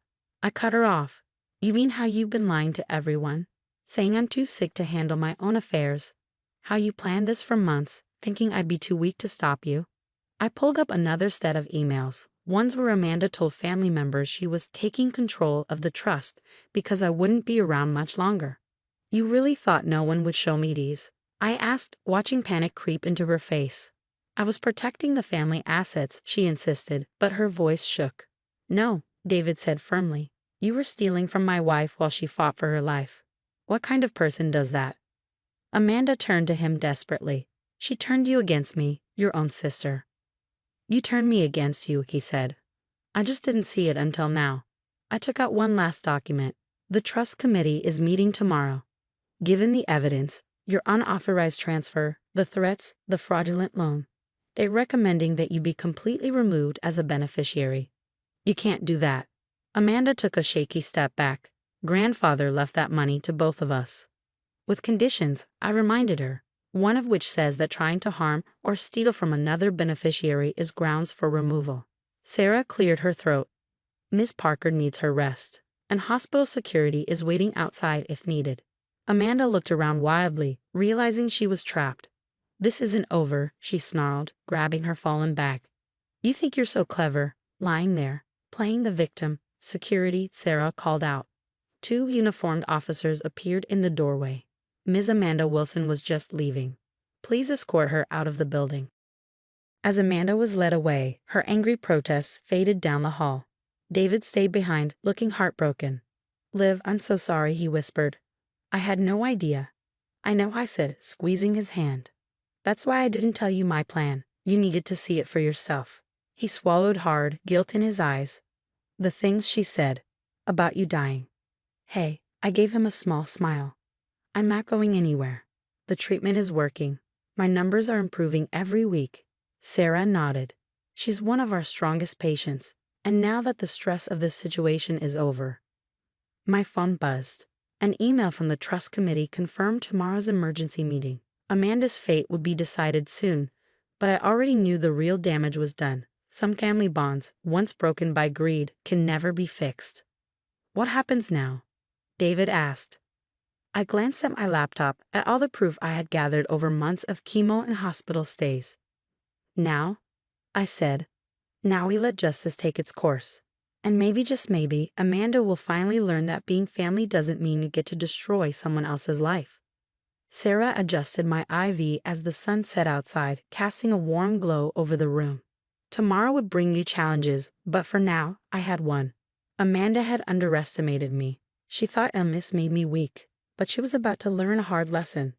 Sometimes the sickest person in the room is also the smartest. The trust committee held their meeting online, so I joined from my hospital room. David had brought me a large tablet, and I watched Amanda's face as they showed one piece of evidence after another.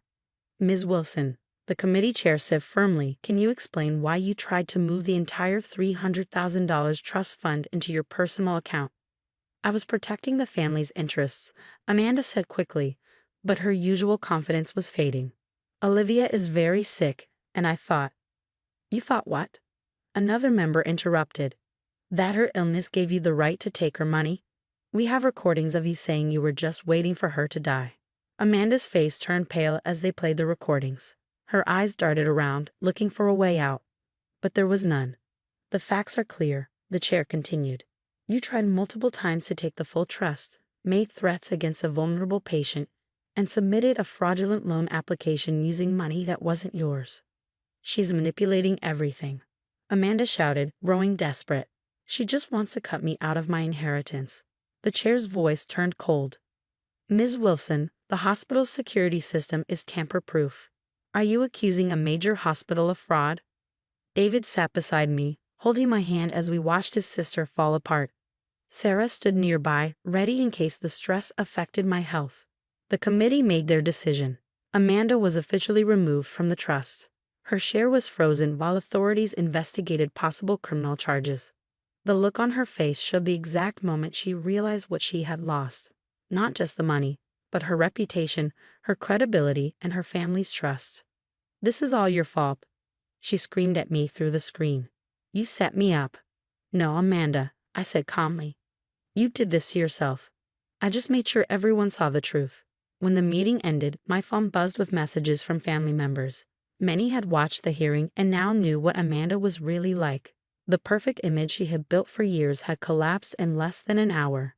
The police want to question her about the loan, David said, reading an email. They're calling it attempted bank fraud. I squeezed his hand. I'm sorry it had to come to this. He shook his head. Don't be. I needed to see who my sister really was. A week later, I got amazing news. My latest test results showed the treatment was working even better than expected. When Sarah told me, I couldn't help but think about how wrong Amanda had been. Your recovery is impressive, Sarah said with a smile. Guess all that stress relief helped. I later heard Amanda had run off to another state, hiding at a friend's house. The loan company was pressing charges, and family members were coming forward with stories of money she had borrowed and never paid back. David visited me every day, sharing updates with our family about my improving health. It was his way of undoing all the lies Amanda had told. 3 months later, I was discharged from the hospital. Standing outside in the sunlight, I felt different, stronger, not just physically, but mentally. Amanda had thought my illness made me weak. She never realized that battling cancer had given me the greatest lesson of all. Never underestimate someone who refuses to give up. The trust fund was now fully in my name, safe from Amanda's greed. But I had gained something even more important, clarity. I now knew exactly who deserved to be part of my future. As David drove us home, I got one last email from Amanda. It was short and bitter.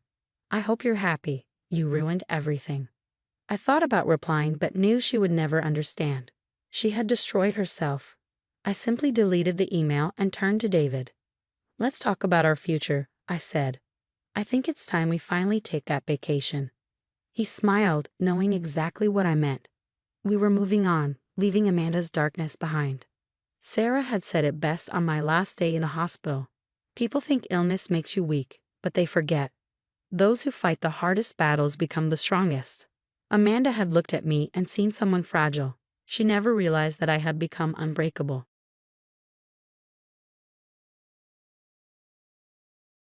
Family shares everything, Anna. Don't be so selfish. Sarah's voice dripped with false sweetness through the speakerphone. My grip on the phone tightened as I stared at my empty jewelry box, my hands trembling.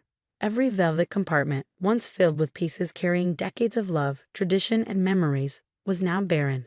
My grandmother's sapphire necklace, my mother's pearl earrings, the diamond bracelet my husband gave me on our first anniversary, gone. I swallowed the lump in my throat. Some of those pieces were insured, Sarah, I said, forcing my voice to stay even. And some were family heirlooms. Exactly, she chirped. Family heirlooms should be shared with family. And since I'm family now, I have just as much right to them as you do. Besides, you never even wear half of those pieces. I thought about the security camera I had discreetly installed in my bedroom 6 months ago, after noticing little things vanishing every time Sarah visited. The same camera that had recorded every second of her rifling through my jewelry box 2 days ago. Where are they now? I asked, my voice deceptively calm as I downloaded the footage onto my laptop. Sarah laughed. Oh, don't worry about that. They're safe with me. I'm actually wearing Mom's pearl earrings right now. They look so much better on me than they ever did on you. My mother's pearls. The last gift she gave me before cancer stole her from me 3 years ago. A flash of grief cut through the anger, but I steeled myself against it. Those weren't yours to take, Sarah, I said, my tone like ice. Return everything by tomorrow, or I'll take action. Her saccharine act cracked, replaced by irritation. Action? Against family? James would never forgive you for that. James, my husband of 5 years. The man who had spent his life making excuses for his younger sister, blind to the manipulative games she played. Ever since their parents died in a car crash when they were teenagers, he had shouldered a misplaced sense of responsibility for her, never seeing her for who she truly was. We'll see about that, I replied, ending the call. I exhaled slowly and clicked play on the security footage. The timestamp read 2:47 p.m. Right when Sarah knew I'd be giving a presentation at my medical conference. She entered my bedroom with the spare key James had insisted she keep for emergencies. For nearly an hour, she sifted through my jewelry box with meticulous care, selecting each piece with the precision of a thief who had done this before. She even paused to admire herself in my mirror, tilting her head as she fastened my mother's pearls around her neck, smiling like she'd won. A notification lit up my phone. James. Sarah says you're being difficult about sharing some jewelry. Come on, honey, you know how much she admires your collection. Can't you be generous with family? I stared at his message, that familiar wave of frustration rising. He still didn't see it. He never did. I forwarded him the security footage. Then I typed, your sister didn't borrow a few pieces. She emptied my entire jewelry box, including Mom's pearls and Grandma's sapphires. We're talking about $95,000 worth of jewelry, James, some of which can never be replaced. His response was instant. Are you sure? Sarah wouldn't do that. Before I could answer, my phone rang. Megan, my insurance investigator. Anna? Her voice was sharp. We just got a hit. Someone matching Sarah's description tried to sell your grandmother's sapphire necklace at Essex Jewelry Buyers this morning. My breath caught. Please tell me they didn't buy it. They didn't. The owner flagged it in our registry and stalled her while his assistant called me. We have security footage. I clenched my jaw. She wasn't just taking my jewelry, she was selling it. Megan continued. We ran checks on other shops in the area. 3 other pieces matching your collection's description were sold in the last 2 days. We're pulling footage now. I exhaled, my mind racing. James needed to see this. Another text from him. Just talked to Sarah. She says she was only borrowing them to show her friends. She's returning everything tomorrow. Can we just drop this? I typed back. Ask her about Essex Jewelry Buyers this morning. Ask her why she tried to sell Grandma's necklace. Silence. Then, 10 minutes later, my doorbell rang. I opened the door to find Sarah standing there, her face flushed with anger, still wearing my mother's pearls. You had no right to put cameras in your bedroom, she spat, her voice sharp with panic. And now you're making up lies about me selling anything. I was just borrowing them. James stood behind her, his face drawn, his hands shoved into his pockets. But this time, something was different. This time, there was doubt in his eyes. I met Sarah's glare with steady resolve. Take off my mother's pearls and tell the truth. The insurance investigator already has footage of you at multiple pawn shops. This isn't going away. Her hand flew to the pearls, clutching them possessively. "These look better on me anyway," she snapped. "You don't deserve these things. You're not even blood family." And there it was, the truth behind her mask of sugary sweetness. I had never been family to her. Without breaking eye contact, I lifted my phone and dialed Megan. I put it on speaker. "It's time," I said simply. Sarah's face drained of color. She had spent her life slipping out of consequences, twisting people's perceptions to her advantage. But this time, she had crossed a line even her brother couldn't fix. The next hour played out like a scene from a crime thriller. Megan arrived with 2 police officers, her tablet loaded with irrefutable proof of Sarah's actions over the past 2 days. My bedroom security footage looped on screen, showing Sarah methodically emptying my jewelry box, trying on my heirlooms, and slipping them into her designer handbag like they were hers to take. "Mrs. Walker," Megan addressed Sarah, her voice clipped and professional. "We have footage of you attempting to sell this insured necklace at Essex jewelry buyers this morning." She turned the screen towards Sarah, displaying a clear image of my grandmother's sapphire necklace. "Additionally, we've confirmed sales of 3 other pieces at pawn shops across the city." Sarah's breath hitched. "Those shops weren't supposed to keep records," she muttered, then froze, realizing her mistake. James, who had been standing silently near the door, paled. His expression was a mixture of disbelief and horror, like a man who just realized he'd spent years living in a carefully woven illusion. "Weren't supposed to keep records," he repeated, his voice hollow. "Sarah, what have you done?" I watched as years of denial crumbled in his eyes. He had spent a lifetime making excuses for his sister, choosing to see only what he wanted. But now, faced with undeniable proof, there was nowhere left for him to hide. "Show me the pawn shop footage," he said hoarsely. Megan didn't hesitate. She pulled up the videos and there was Sarah, clear as day, standing at 3 different pawn shop counters. In each clip, she confidently displayed my jewelry, haggled over the prices, and walked out counting cash. The timestamps confirmed she had sold the pieces within hours of stealing them. Total amount received: $27,400, Megan stated. Well below their actual worth, of course. "We need to know where the rest of the collection is." Sarah's eyes darted around the room, searching for an escape. Her fingers clutched at my mother's pearls, the same ones she had refused to remove. "I needed the money," she blurted. "My credit cards are maxed out, and I have obligations." James stepped toward her, his voice razor sharp. "Obligations? What kind of obligations?" She refused to meet his gaze. "It doesn't matter," she snapped. "Anna has insurance, doesn't she? She'll get the money back. I don't see why everyone's making such a big deal out of this." One of the officers stepped forward. "Mrs. Walker, selling stolen property is a serious offense. The insurance company has filed a formal complaint. You'll need to come down to the station to make a statement." Sarah whipped around, wild-eyed. "James, are you seriously going to let them do this to me?" she screeched. "I'm your sister." James flinched at the words, but his face remained unreadable. "Where's the rest of the jewelry, Sarah?" His voice was tired, defeated. For the first time that night, Sarah hesitated. "It's in my storage unit," she admitted, her voice barely above a whisper. "Unit 247 at Safekeep Storage. The key is in my purse."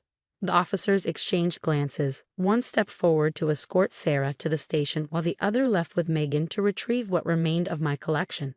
As Sarah was led to the door, she twisted to face me, her expression a mix of desperation and venom. "This is your fault," she spat. "If you hadn't been so selfish, if you had just shared, like family is supposed to." "Family doesn't steal from family," I interrupted, my voice calm, unwavering. "Family doesn't sell heirlooms for quick cash. You did this to yourself, Sarah."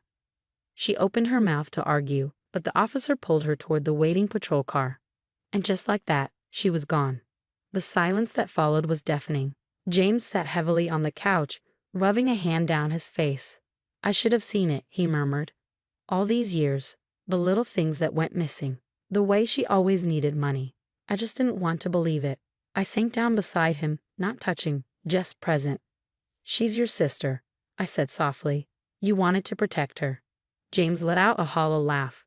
"But I should have protected you too," he admitted, looking up at me with red-rimmed eyes.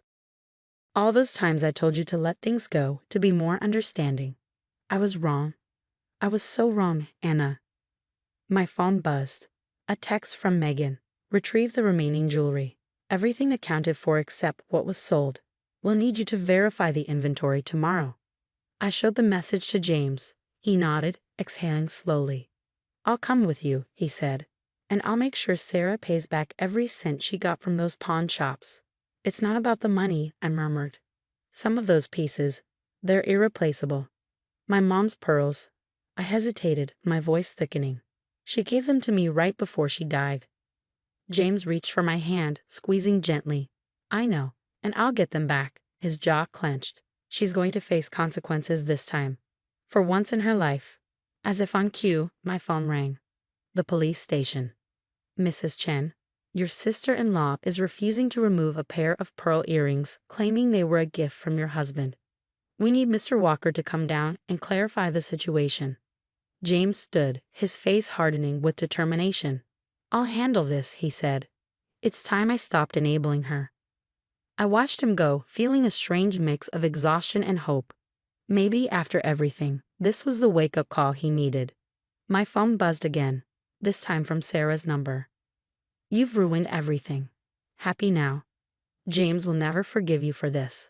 I stared at the message, then slowly locked my phone.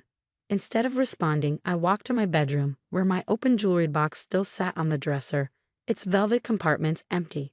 Each missing piece represented more than just stolen possessions. They were fragments of my past, connections to the people I had loved and lost. Sarah hadn't just stolen jewelry. She had tried to steal my history, my family's legacy. And for what? Quick cash to cover her debts. The insurance would compensate me for the monetary value of the pawned pieces, but some things couldn't be replaced. Some betrayals cut too deep to be forgotten. I reached out and closed the jewelry box, letting the latch click softly into place.